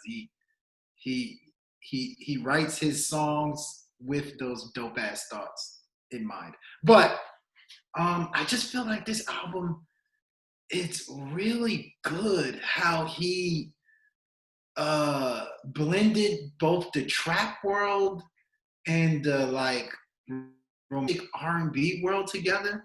Matter of fact, he did it so smoothly, so seamlessly that a lot of times you can't even like tell. You don't even feel like putting them in boxes. Like it's almost an even amount of both. And I think that was very enjoyable, especially as somebody that loves R&B. Very enjoyable to just have those two worlds blended together. It's very positive music at times, which I think in this time, in this day and age that we live in, like positive music just hits differently. Like for instance, there were some songs that I thought stood out quite a bit. There's a song called Fly Away. Are you familiar with that joint? It's called Fly Away. I feel like I'll be honest with you, I don't remember. This album so long, I don't remember song titles. Fly Far, rather. You know what? I'm just going to give you my top 5 because I think it's just a fantastic album. There's no need to like really truly elaborate all that much on it. But Fly Far, I thought was a fantastic song. I thought Sincerely was one of the most beautiful songs I heard this year. Sincerely was about him taking care of his nieces from his sister that died. His sister died, and now he feels he feels like his mission to make sure that their lives are good. I thought that was an amazing song, beautiful song. RRR, Real Recognize Real. That joint is gangsta. It's an anthem that people can abide by and just love. Definitely a good joint. I thought NOLA, LA was hard, tough. The intro? Yeah.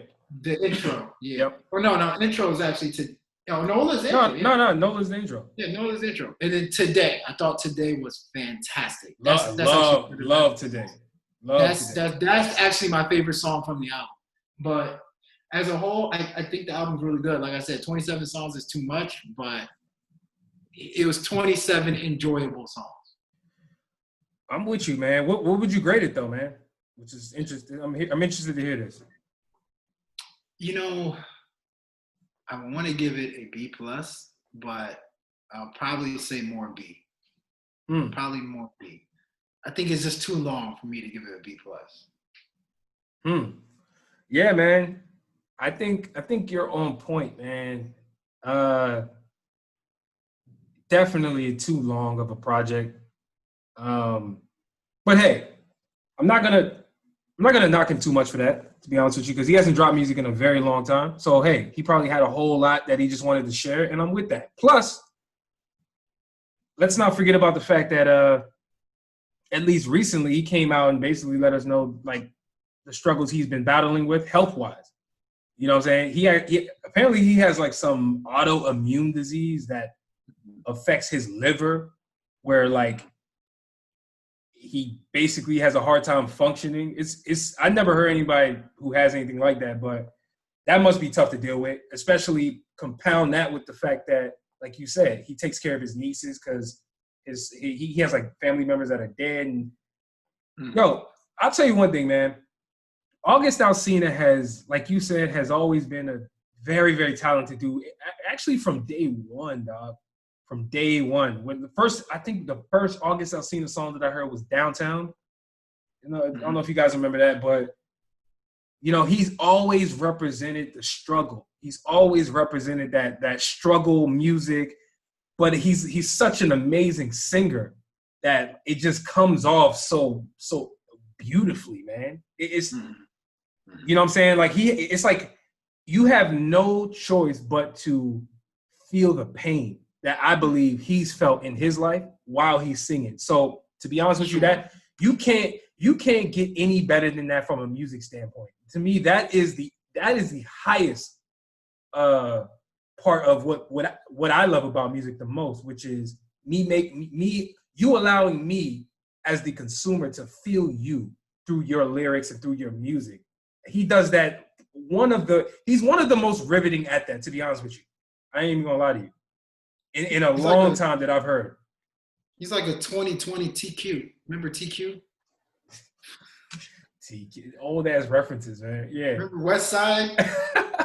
I was like, this dude is singing some gangsta ass stuff, and it's bypassed my ears, and it went straight to my soul, dog. Yeah, word. And I was 11.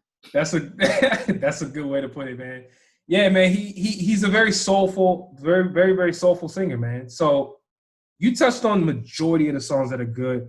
My favorite song, like you said, is Today. I don't even know if that's a debate, to be honest with you. That song is phenomenal. Today is phenomenal. It's fantastic. Let's see. One of the other joints that I liked, that at least that I remember from a song title standpoint, because like I said, man, it's too much music, dog. It's too much. Oh, I think it was Rounds. I like Rounds and Lessons. And Sincerely, you talked about that too. The first half of the project really, really stood out, and then it just kind of started getting a little drowned out musically. So I don't know how he could have helped that other than taking away some songs. Maybe a couple features, maybe more features would have helped. I'm not sure. But overall, really, really impressed by the music that I heard. Really, really impressed. So I would actually go a step further than what I think you wanted to do, and I will give this about a B+, dog. Like, this is one of the better projects that I heard this year. I ain't even gonna lie to you. It really is. This is one of the better ones, man. And, you know, unfortunately, because you can never really call it, I'm just not certain if he's going to get the commercial success that I believe this warrants. Probably not, to be honest with you. But this doesn't take away from the fact that I think the music on here is damn good. So, man, we'll see. We'll see if the people are liking it, man. We'll see. But overall, really good project. Really good. I hope so. Let's move on to somebody that I also think does not get the commercial credit that he deserves. IDK. He dropped a new project. I don't know what you want to call it. IDK and Friends 2. What's up with these titles, man? I don't even want to just IDK and Friends. Okay, all right. Just how you feel about it? Bro, now you just nitpicking. Just let them drop music and stop critiquing the titles, all right? And at this rate, we're going to literally say this for every album that comes out. I promise you. There's not going to be one that you're going to be like, yo, you know what? That was actually very tight. I thought the Imperfect Storm was tight. 6-piece hot. I'll even take that. That's bad. That's bad. 6-piece hot? EP. Come on, knock it off. You like chicken. I like chicken. Yeah, you gotta love chicken, man. Now, you know what was a tight, before I get into what I thought about IDK's project, you know what album title I really love? Like, really, really love. That came out this year? Eternal A Take. I don't even know what that shit means. That joint is just fire. It's evil. It's the devil. It's the devil. It's something very devilish. Go ahead and look it up. I'm dead ass. It's evil. For real? Yeah, something evil. Yeah. Wow. Do you want me to tell you what it means? I'll explain it to you. Please explain this. I don't know if I should hate it or love it at this point. Let me tell you what Eternal Take. Uh-oh. No, seriously. Actually, you know what? I don't know if I really want to know, man. Because I just like I just like the sound of it. It just sounds cool. Eternal Take. You have it? No, go ahead. I'll let you know later. Oh, I thought you was about to give it to me. All right, cool. I'm looking. All right. I thought that you didn't want to hear it. No, I thought you had it off the top. But anyway, so IDK. IDK and Friends 2. So I'll say this because this is another very, very short project, which I love. I love those. Package these small, and you're going to get me to come back, and listen to the project more and more and more. I'll start with this. IDK is a phenomenal rapper. He is a rapper that probably doesn't get enough credit in general. Like you said, I mean, how many people even know or who have known over the years who IDK is, or even where he's from, or even what music he's putting out, what he has put out in the past? I'm just not sure if the masses really know about IDK. And hey, maybe I'm the one who was just out the loop because while I've known about IDK for years, never really gave the time to really listen to his music until recently. I would say last year when he put out that album called Is He Real, which I thought was really good. But this album was short. Sorry, this EP, whatever you want to call it, was really short. Best songs on here is Mazel Tov with A$AP Ferg. Like, bro, that song is a hit. I can't even stress to you how good that song is. Like, I just can't. Like, every time I hear it, it gets my blood boiling. It gets me going, man. It does. You know what I'm saying? Like, A$AP Ferg came with the energy. IDK matched the energy. That song is just perfect. That song is perfect. What did I say last episode? I said one of the best verses I've ever heard in my life. I completely disagree with that. And I even told you that, like, when you said it. I was like, dude, A$AP Ferg got a IDK. Bro, A$AP, I disagree with that. A$AP Ferg has a better verse on that song than IDK does. Now you're just trolling. No, I'm dead ass. But hey, it's cool. Like I said, really good song. Then I also like the song 495, which came out a couple weeks ago when that whole Kevin Durant PG County basketball documentary came out, right? Really dope song, includes a whole bunch of DMV artists, which is a good look for the city, for the DMV area. My other song that I really like, because there's really only 3 that I thought is worth noting. Again, Mazel Tov is 1, 495 is 2, and then it's the last song on the album called Live For It. I thought that song was really good, featuring Wale and some girl from DC, her name is Alex Vaughn. Never heard of her until this song. To be honest with you, the song reminds me of something that Wale would drop. Like, it just had, I wasn't surprised that Wale even started the song off. Like, he was the first person that you heard. It almost feels like if you didn't know that this was an IDK song and the song was on, you would think this is a Wale joint. It just has a Wale feel to it. Nonetheless, really, really like that song because IDK put up a phenomenal verse on that joint. So overall, it was cool. It was cool. Not a whole lot to say, to be honest with you. I need to hear more music from IDK. I would love to hear more music from him because I'm hearing music that I can actually stand on these days when it comes to IDK. I think he's putting out really good music. So if I had to grade it, I would give it a C because, again, like I said, I only like 3 songs. And there's only 9 on there, but really 8 because the intro is just somebody talking. It's not even really a song. I believe that's Shy Glizzy on the intro. Was that him? That sounded like Shy Glizzy to me. Yeah, I thought it was too. I didn't know who. I couldn't tell though. So yeah, I would give it a C. I would give it a C. Okay. What would you give it? Sorry, what did you think about the album or the project rather? You know, I kind of glanced over it. A lot of music came out. What I do know is it has good raps. Pretty tough ass music. You know what I'm saying? Like, there's only a few body of works that I think just has like unadulterated tough ass street music. This is one of those. Yeah, I mean, it was good. It was decent. Oh, but I want to talk about Eternal Take for all these people that actually did not notice. I knew this before Eternal Take came out, by the way, but I guess it got swept under the rug and nobody paid attention to it. So this is what Eternal Take is.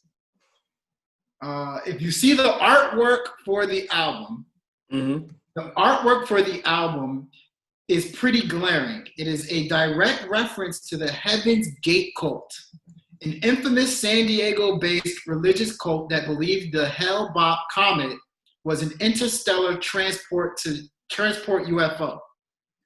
In 1997, 39 of its members committed suicide under the belief that their deaths would transport them off of this earth and save them from the impending conclusion of the planet. So It's a cult. It's referencing a cult in which 39 people committed suicide off of. Way to make me feel bad about that album now.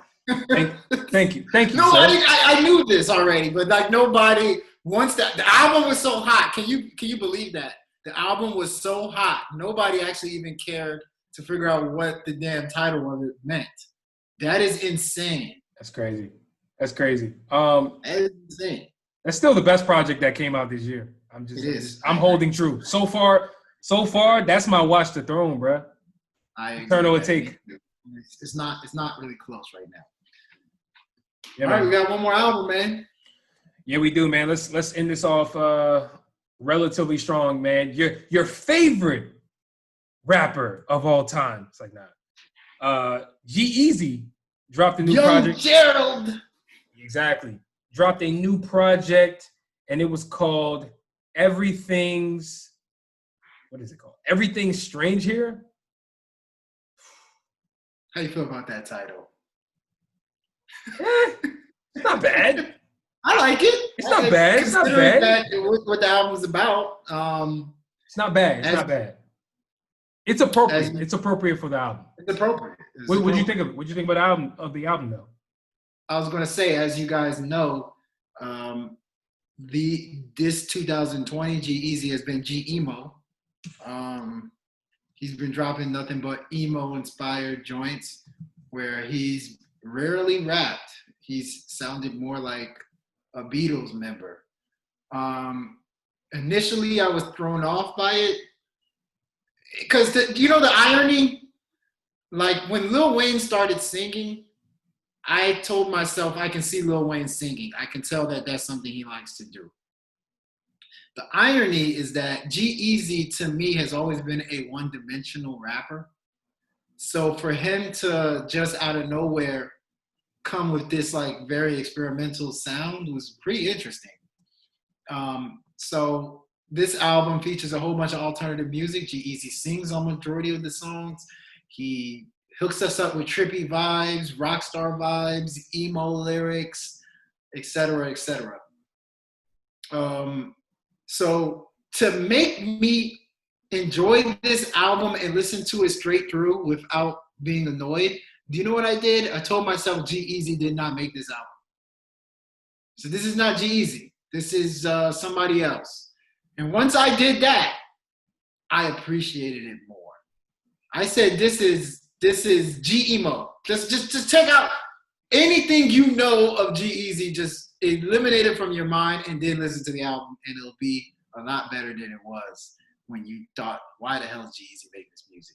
So with that being said, I give it about a D+, C-. Oh, what? You said a D+? Yeah, D+, C-. I mean, the music is experimental.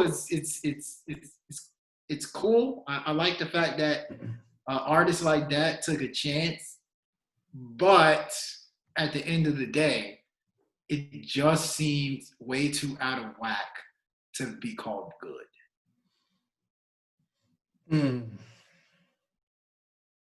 I was going to elaborate more on this album, but we've been talking about albums for like an hour, so I'm like, nah, let's just go quickly on this one. Yeah. Yeah, there's not a whole lot of good I can say about this project, to be honest with you. And historically, I've liked G-Eazy's music, and you said something key, which I was gonna state as well, and it's the fact that G-Eazy's been very one-dimensional. He's been a dude who has only rapped. Like he's not even been historically, he was not even a guy who was even delivering his own hooks like that. Like, you know what I'm saying? He was always the type of dude that would have like a feature that would deliver the hook, or it would just be a song with him just rapping, him just punching in his verse, punching in his verse, right? Verse 1, verse 2, verse 3. And for a couple years when G-Eazy was building up momentum, it was working. I ain't gonna lie, it was working.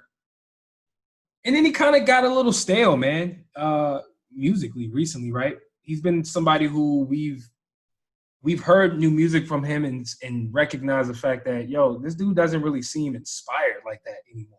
And it's like I kind of understand why these days when I hear his new music.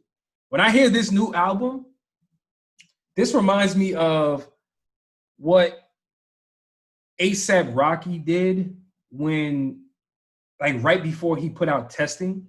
And I don't mean the music itself. I'm not trying to compare the music because it's completely different that they were putting out. But just the mentality that the artists were going with, moving into that album. For example, A$AP Rocky was very vocal about the fact that he was experimenting with drugs.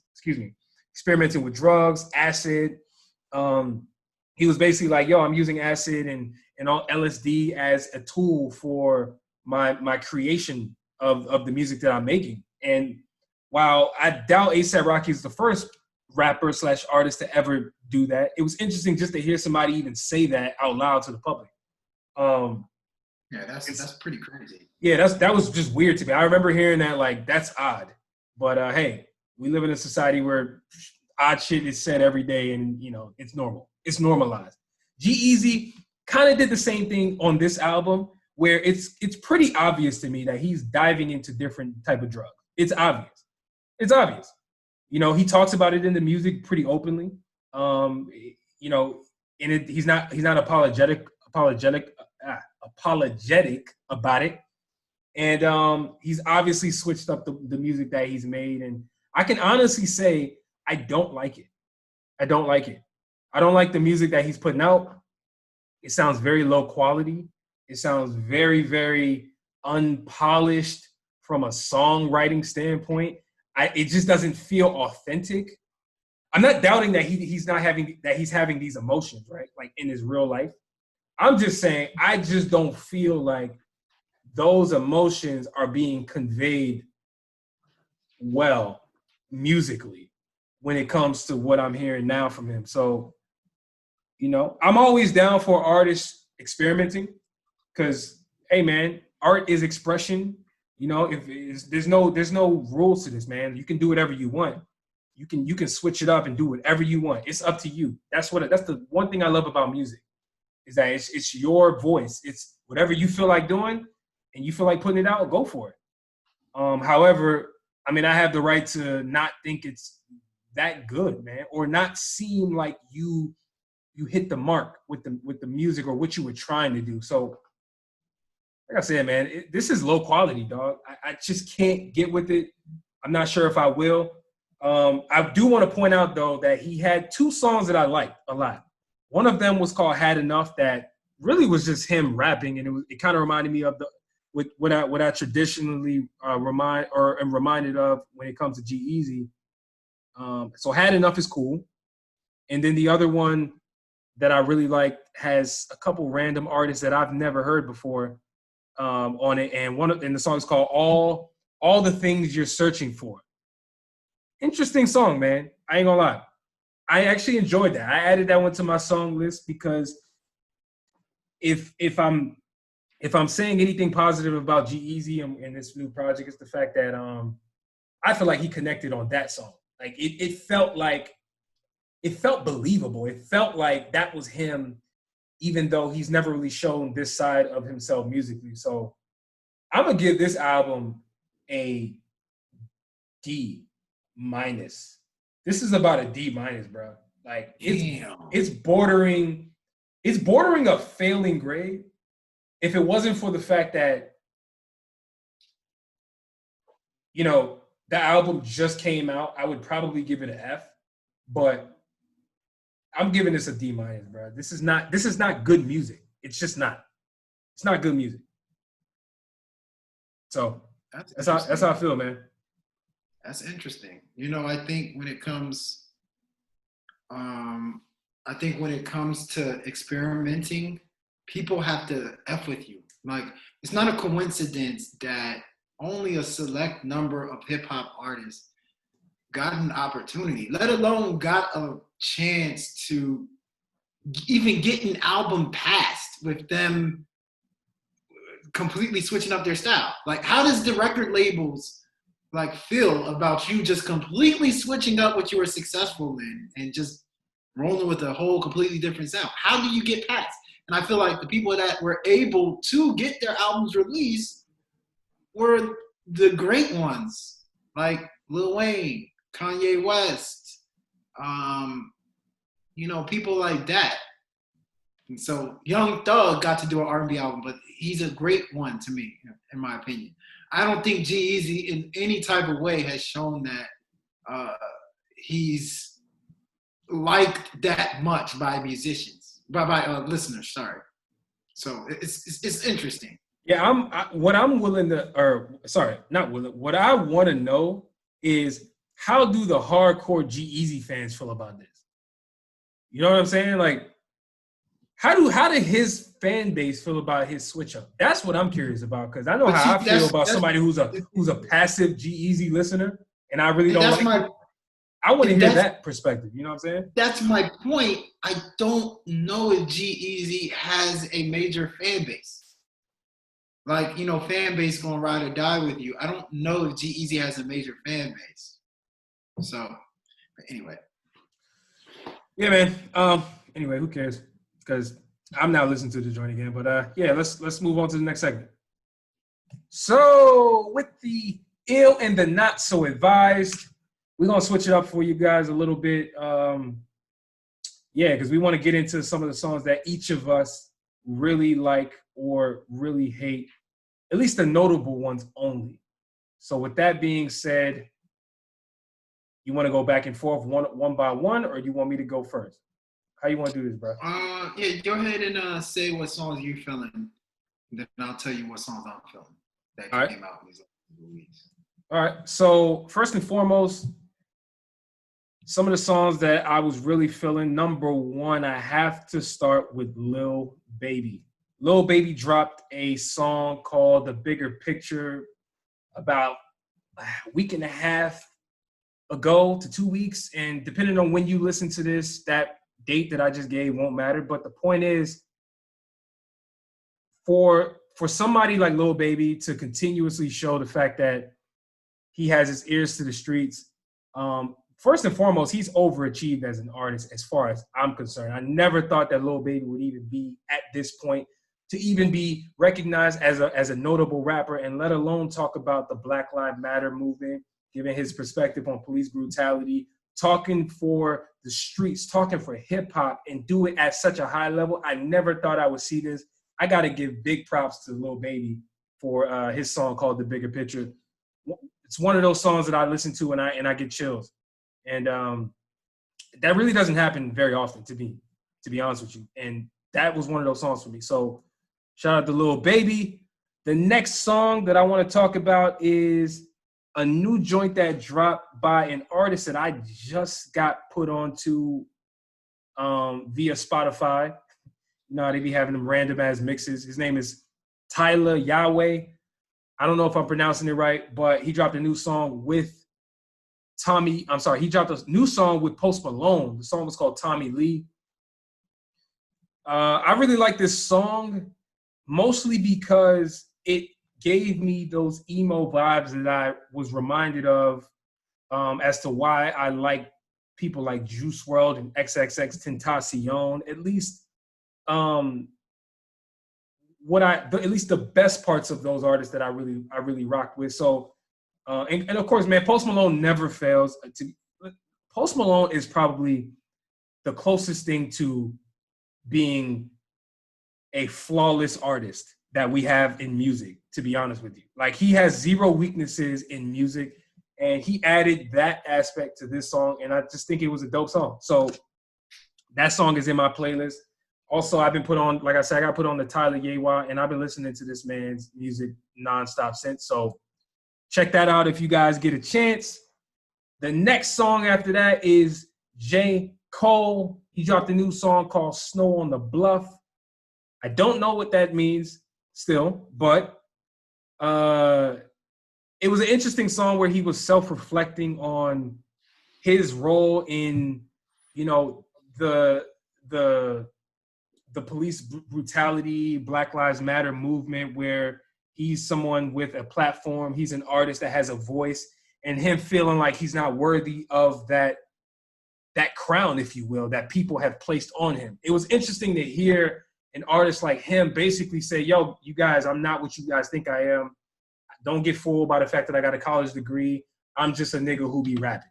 He doubled down with that on Twitter, saying, I'm just a nigga who be rapping. There's plenty of people out here really as a part of the movement. And I know you guys think I was dissing No Name.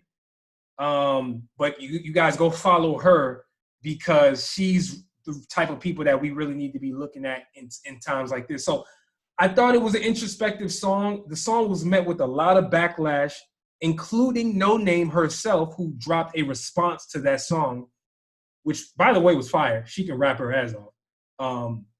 And it was interesting that she later took back the intent of that song. She didn't take down the song from streaming platforms because she said, I'm just going to give the proceeds to a charity of one that will support the movement that's going on. But it was interesting to see her basically be offended initially, feel strong enough to respond over a beat, get the fans going to see all these dudes, rappers is going back and forth, but only for her to basically say at the end of the day, I'm not proud of what I did. I'm not proud of the fact that I responded to such acclaim during these times. We can go on and on about the back and forthness, but it was an interesting moment, something that needs to be stated. Overall, I think both of those songs were pretty good and should be mentioned. So, and then lastly, Lecrae, the Christian mingle rapper himself. Lecrae is one of them dudes that he's been just bubbling. He has a fan base, obviously, and he's just bubbling, man. He it's kind of hard to really place him in a box because while he's a rapper who talks about Christ, he's a rapper who does not use profanity. He's a rapper who doesn't glorify the streets. I love the fact that he doesn't preach to you about his religion. He doesn't preach to you in the way in which your traditional Christian rapper would, which is a little off-putting to a lot of people when you feel like you're being preached to. And I can kind of feel the same way, and I think that's why I gravitate towards him, because he gives you that raw feel of what he's trying to say, but he puts it in a way that's easy to digest. And he dropped a new song called Deep End. You guys got to check that out. It's a dope-ass song. Really, really dope song. So those are my 4 to 5 songs that I think you guys should check out that I'm really rocking with these days. What do you think, Hugh? I think those are all pretty good picks. I mean, the Lil Baby, I agree. The Bigger Picture, that definitely will give you chills. If it did not give you chills, you are probably not watching the news as much as everybody else is. I'm not as high on that Tyler Yahweh song. You know what's funny? I've been following Tyler Yahweh for less than a year. He has a song with YG, in which he copies Bossy by Khalees. Yep. I just felt like this was a generic emo song to me. It was sounding predictable, but okay. I understand people liking it. Snow on the Bluff was controversial, but it was kind of boring. J. Cole gets that whole label of being a boring rapper. This was kind of a boring song, but it was controversial. It allowed the topic of whatever he was trying to say. It allowed that topic, Black empowerment and just not tearing each other down, those messages, it allowed that conversation to be had. And then Lecrae can never do no wrong. Like, Lecrae is a dude that just makes good music. And I think Deep End is yet another good song by him. So it's a good Fab 4 that you got there. Yeah, man. What you got? I was gonna say, I can argue. I don't know how my Fab 4 stacks up against yours, but this is what I got. Ironically, the first song that stood out to me, and probably my favorite song this month, is Anderson .Paak Lockdown. Very similar topic with Lil Baby, The Big Picture, where Anderson .Paak is talking about protesting, and he's talking about the racial instability that's going on. But he does it in a way that is so beautiful, so smooth. It's like, this is the first song that is talking about racial injustice, but you can shake your ass to it. Like, you can play it at the barbecue. Like you can two-step to it, but then the message is so amazing. I thought that was so great. I thought fantastic song. And then we got to talk about What's Poppin' remix. Jack Harlow released What's Poppin' remix with Lil Wayne, Tory Lanez, The Baby. Easily, by far, the best remix that has released this year. By far. In my opinion, every single person approached that song ready to kill it. So I really, really like that joint. And then, which by the way, everybody, it feels like has a different person a different verse they like better. In this order, I'm going to tell you, this is who killed it in this order. Tory Lanez is first. He had the best verse. Second to me is close, but I'll give it to The Baby. Then third, Lil Wayne. Fourth, Jack Harlow. But they all were fantastic verses. Then another one of my songs that I really liked was Tyga Ibiza. I don't know if you've been paying attention to the last two songs that Tyga has released, but it's been on some vacation stuff. I don't know if I like the song because of the musicality behind it or the fact that it makes me want to go to the Bahamas. Like that joint makes you want to go and party. It almost makes you want to say, man, forget the coronavirus. I'll catch it. Let me just shake my ass somewhere where there's water backdrop. But all jokes aside, I think Tyga, we gotta have a serious conversation about Tyga becoming such a great artist after he broke up with Kylie Jenner. What he's been able to do since that relationship ended as an artist, as a rapper, he rebranded himself. He put cornrows, dusty cornrows on him. And then, he now just comes across like a boss. And then now he just seems more loosey-goosey. He has dropped so many hits since he broke up with Kylie Jenner. I think he's winning. He's winning, guys. We got to notice that. And then the last song I want to talk about is a random-ass dude. See, this is the beauty of Spotify and Apple Music. A random-ass dude called Bankroll Hayden. He dropped an album called, I don't even know what the hell the album is called. He dropped an album. Let's just say he dropped an album. He has a song on the album with Lil Baby called Drop a Tear. First and foremost, let me say this. Bankroll Hayden looks like a white guy, a white kid, 18-year-old white kid with frizzy hair. And his name is Bankroll Hayden. His face does not match his title of his name, his rap name at all. But he makes music like he's like a little more grittier. What's that dude that sings his ass off? Derez Deshawn. Like, seriously, he has a joint with Lil Baby. If you want an introduction to somebody that's new, Bankroll Hayden, Drop a Tear with Lil Baby. That song is fantastic. And what Bankroll Hayden is able to do on that song is amazing.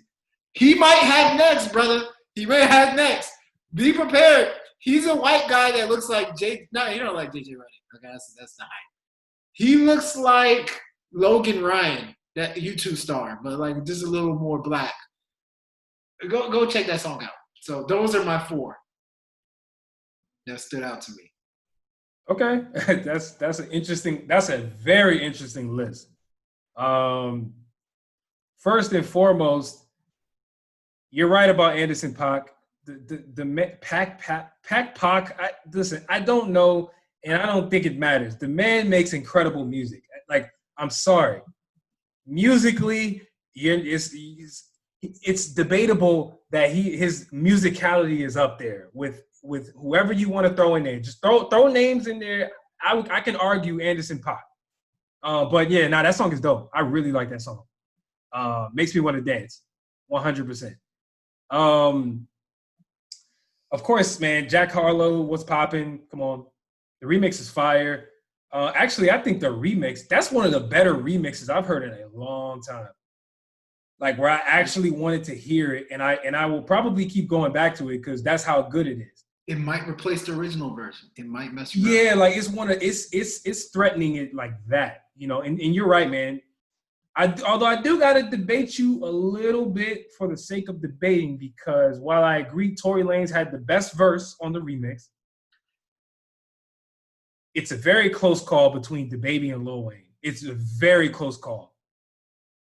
I ain't gonna lie to you, man. Initially, I thought DaBaby, and then I started thinking about Lil Wayne a little bit more because I'm like, bro, like Lil Wayne hasn't really put up a verse that I really was feeling in years.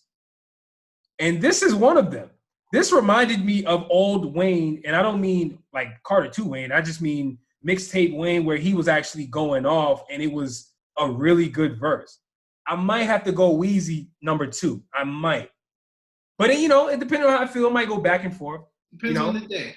Depends on the day. DaBaby, of course, killed his verse. And you're right, man. Jack Harlow was last. And that's not me knocking. That's just how good the other verses were.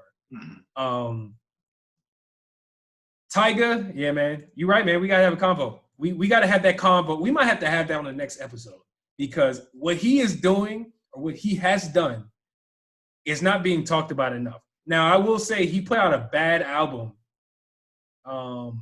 which I can't remember the name, but it was his last album, which came out last year. It was not good. It was not good. But that doesn't take away from the fact that he is killing the single game.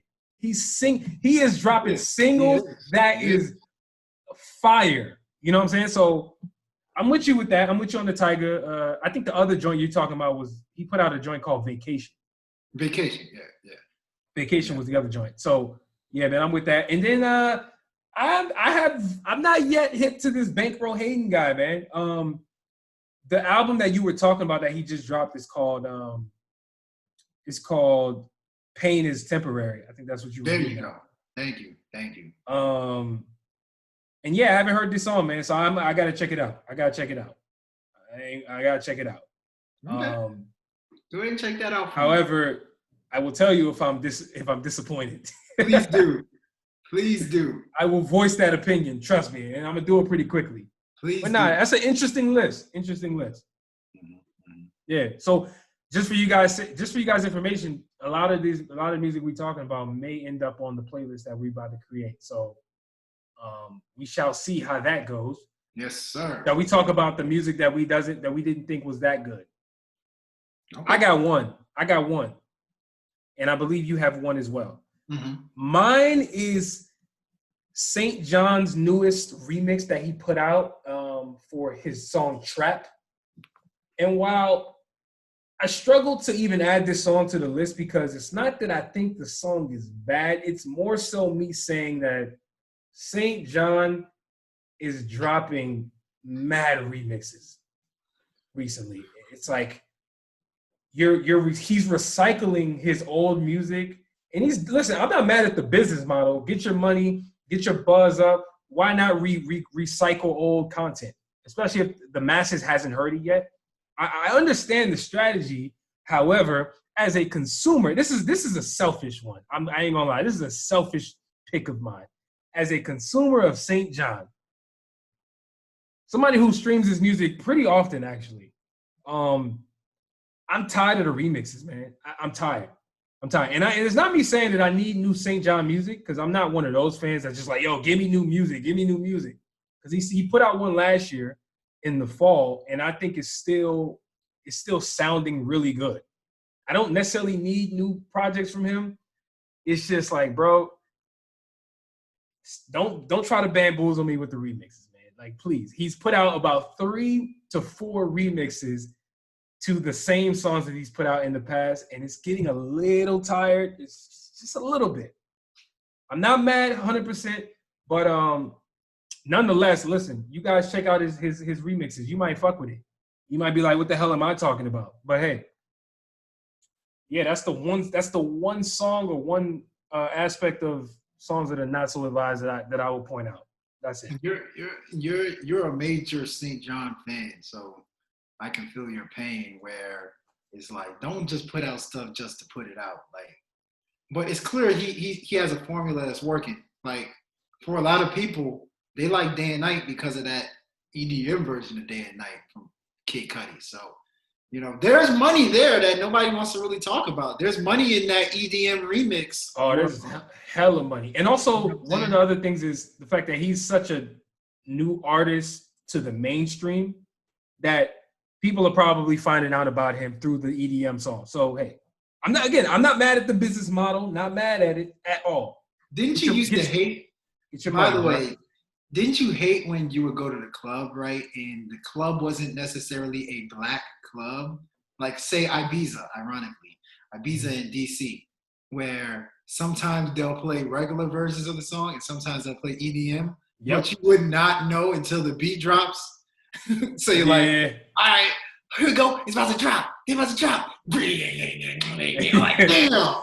Nah, you know what's crazy though? I was trying to hear some damn Lil Wayne. Nah, my experienced ears over the years have been able to detect the tempo, because they usually give you a hint when the song comes on. It's like the tempo is quicker. Yeah, it's a little different from the original. You can get a hint if you're paying attention, but when of course if you're in the club and you drunk and you're not totally paying attention, you may think it's the original.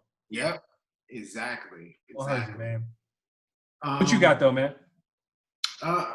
You know, I think this one's obvious. I think it's on everybody's list, but it's Trolls with Tekashi and Nicki Minaj. While I don't think the song is horrible, I think the song is very calculated. And as somebody that loves music, I don't like the feeling of hearing a song that you can tell was made with the intentions of catching people's attention. I just feel like Nicki Minaj, a lot of times when Nicki Minaj features on songs, she just wants to see a major reaction. So it's like, we're going to say all kinds of crazy stuff on the song. We're going to do all kinds of crazy things. You see the music video, you see her booty all over the place, breast. And then, you know, Tekashi is all about clout. You can tell by his verses and the structure of the song that they were just trying to catch attention. And I just felt like it wasn't music in the purest form. You know what I'm saying? And I think I can, in going back to that whole G-Eazy conversation, I can appreciate it because it's not music that feels like it was influenced by something else. It feels like it actually came from the heart. This is the far opposite. It feels like this was made to get to number one, and I can tell. And unfortunately, they were rewarded with the number one spot on Billboard charts. And I just feel like that's the worst type of music on this planet. Music that just feels like it was made as just something to appeal to people. And so that's my choice. I'm with you. I agree wholeheartedly. It was interesting to me how the song became number one. And while I believe that is a very impressive mark, to be honest with you, that he accomplished. Yeah, man, that doesn't mean the song is good. Like I can't continue to say this more and more and more and more. This is a prime example of the fact that the Billboard chart, and again, this is my opinion, and I feel like I'm speaking for both of us, but the Billboard chart does not indicate what songs are the best. They just don't. Yeah, not anymore. It never did. It never did. To be honest with you, it never did. And I think more so now than ever, while I think it never did, more so now than ever, it means less. Mm-hmm. With streaming, with the fact that you don't need radio anymore to figure out what songs you like. People can decide on their own what songs trend, right? It's up to each person, man. Make your own decisions, what you think is hot, man. But yeah, nonetheless, hey man, good for 6ix9ine, man. Good for him. Yeah, for sure. For my ill-advised thought, I want to talk about the impact that TikTok has had on the hip hop industry. You know, I'm an old head. Instagram has been one of the only things that I have in terms of social media on my phone. Twitter also. I've been reluctant to try things like Snapchat and TikTok, but I do have cousins, little cousins, 18, 15 years old, that have TikTok. And they always make it a mission to tell me, you need to download TikTok. You need to download it. It's the best thing in the world. It's so many funny videos just given to you in the most efficient, most effective way possible. Every single time they talk about TikTok, they did make it a mission to show me that, show me some videos that they consider to be funny, show me some videos they consider to be impactful, whatever the case may be. Though I would never, ever, ever get TikTok on my phone, ever, I do see how these videos on TikTok have boosted a bunch of rappers in the game. A lot of these videos that you can see, they just coincide with Trippie Redd's style of music. A lot of the videos you see use hip hop songs to hype up certain situations. Sometimes it's mocked, and it's just been a huge impact. So I think moving forward, when we start to see some new artists, interesting artists topping the charts, being seen as big time artists, I think you got to consider that TikTok is another form that is boosting these people's brains. And as somebody that's Black, that loves hip hop, I'm all for a brand getting boosted and finding additional ways to be successful in these crafts. So thank you to TikTok. I'm never going to download the app, but I appreciate the different type of way that it is boosting the brands of hip hop artists worldwide. That is my ill-advised thoughts. Very, very interesting ill-advised thought. Hey man, I know you're not the social media guy, and neither am I by nature, but TikTok is, if I was a kid, TikTok would be fire. I'm just letting you know. That joint would be fire. I just feel like we're a little too old, not necessarily for TikTok, but the way TikTok is being used currently. It's just not in our realm, you know what I'm saying? My attention span can't take it. Not at all. Not at all. All right. Cool, man. Interesting, ill-advised thoughts. So for me, I'm going to talk about Lil Baby because I've been paying a lot of attention to Lil Baby recently. Not just because of the fact that he dropped that song that I mentioned earlier called The Bigger Picture, which was very surprising, very eye-opening to a lot of people, I'm sure. But Lil Baby recently came out on Twitter and essentially told people that he is now charging $100,000 for a verse. And while I am not the person here to pocket watch, because to be honest with you, I don't even know if I don't know what he was charging before that.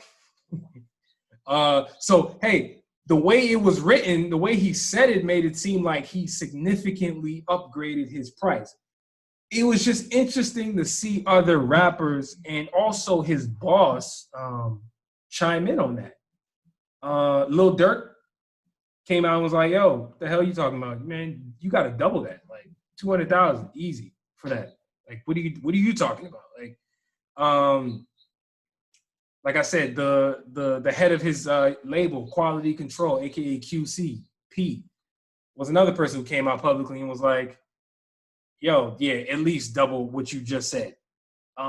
So when I saw that, it sparked a couple thoughts in my head. And again, this is without me pocket watching because I don't know I don't know any of this, but it's just interesting to see two opposing opinions to this. You have the artists themselves who is saying, yo, I'm hot, y'all. What the fuck? Like, I need 100,000 for a verse. And to hear other people basically say, no, you should double that. That made me think that Lil Baby doesn't understand how hot he is.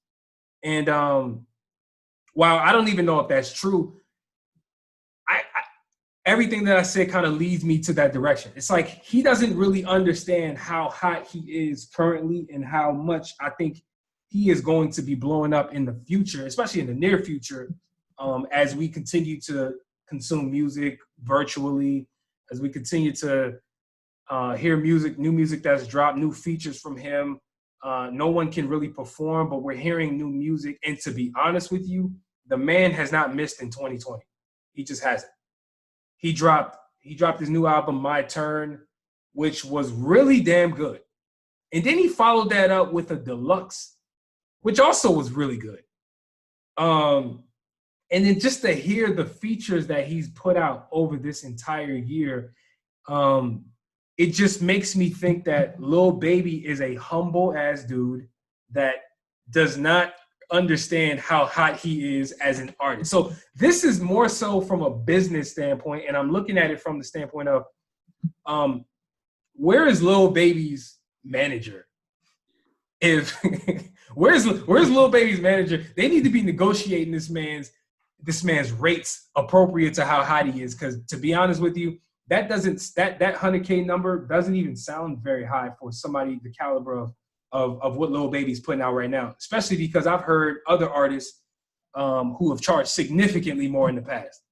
I remember hearing a year ago that Nicki Minaj was accepting like 500,000 a verse. I was like, when I heard that number, I'm like, what the fuck? 500,000? That's a crazy number. And that's not me saying that Lil Baby is on the same stage as Nicki Minaj. That's not what I'm talking. It's not me to compare because, again, I don't know the numbers themselves. It's just interesting to see how other artists and also his label head is telling him, yo, you're actually worth more than what you think you are right now. So I think Lil Baby's going to continue to have a great 2020. And I'm just really paying attention to where Lil Baby's career trends to it at this point. Because from a dude who started out as someone that I did not take seriously as an artist, turned into a artist that I respect lyrically. That's a lot. That's a lot. So I think he has a lot more in the tuck. And I'm just paying attention, man. I'm paying attention. But it's safe to say Lil Baby is a humble ass dude. I think he's giving people little coronavirus quarantine little sales. I think that's a sale he's giving out. Like I think it's a discount. I don't even think that's the real price that he's really worth. But hey, I digress. That's funny. I mean, because I think that's what it really is. It's just humility. Because, I mean, even before he made this comment, I was seeing him featuring on, like, everybody's stuff. He doesn't have limits. He's on this guy that I'm talking about, Bankroll Hayden's album, you know? And if Jay-Z was his manager, I'm pretty sure he won't let him work with him, you know? And I think that's the thing you got to admire. Like, as big as Lil Baby's been, he's been grounded. And I think that's pretty dope. But I will say this. Anytime somebody talks about how much they charging for a feature, doesn't it make you start looking at the people that they feature on that are random? Like, oh, bro, you paid $500,000 for this. Like, when I look, like, now I'm questioning this Hayden guy. How much did he pay for Lil Baby to get on that song? Well, yeah, now you're right. But I mean, to be honest with you, the money is not really coming out of these dudes' pockets directly. I actually thought they were doing it as favors. Like, it could be. I thought features were favors. I mean, so it's interesting, right? Because some artists, from what I've heard, and just listening to dudes talk and shit like that, they give favors to dudes and to artists that they actually know personally. Like if they actually know you, or have that type of relationship, yeah, they may give a favor. Not saying that they won't accept the payment, but they may give a favor or accept a discount or something like that. But if they don't know you at all, which is really what I think Lil Baby was getting at, he's like, look, he putting it out there for the world. Yo, listen, I'm hot.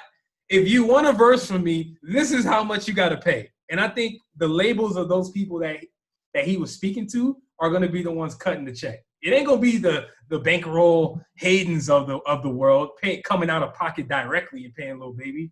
That ain't how this shit work. Because I'm pretty sure bankroll Hayden is signed, even though I'd never heard of him before. Like, I'm pretty sure.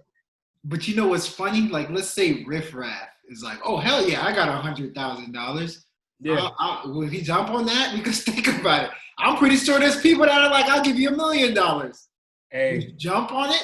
That's where integrity and style of music comes into play. Just because you got a fee doesn't mean you have to accept every offer, right? That's true.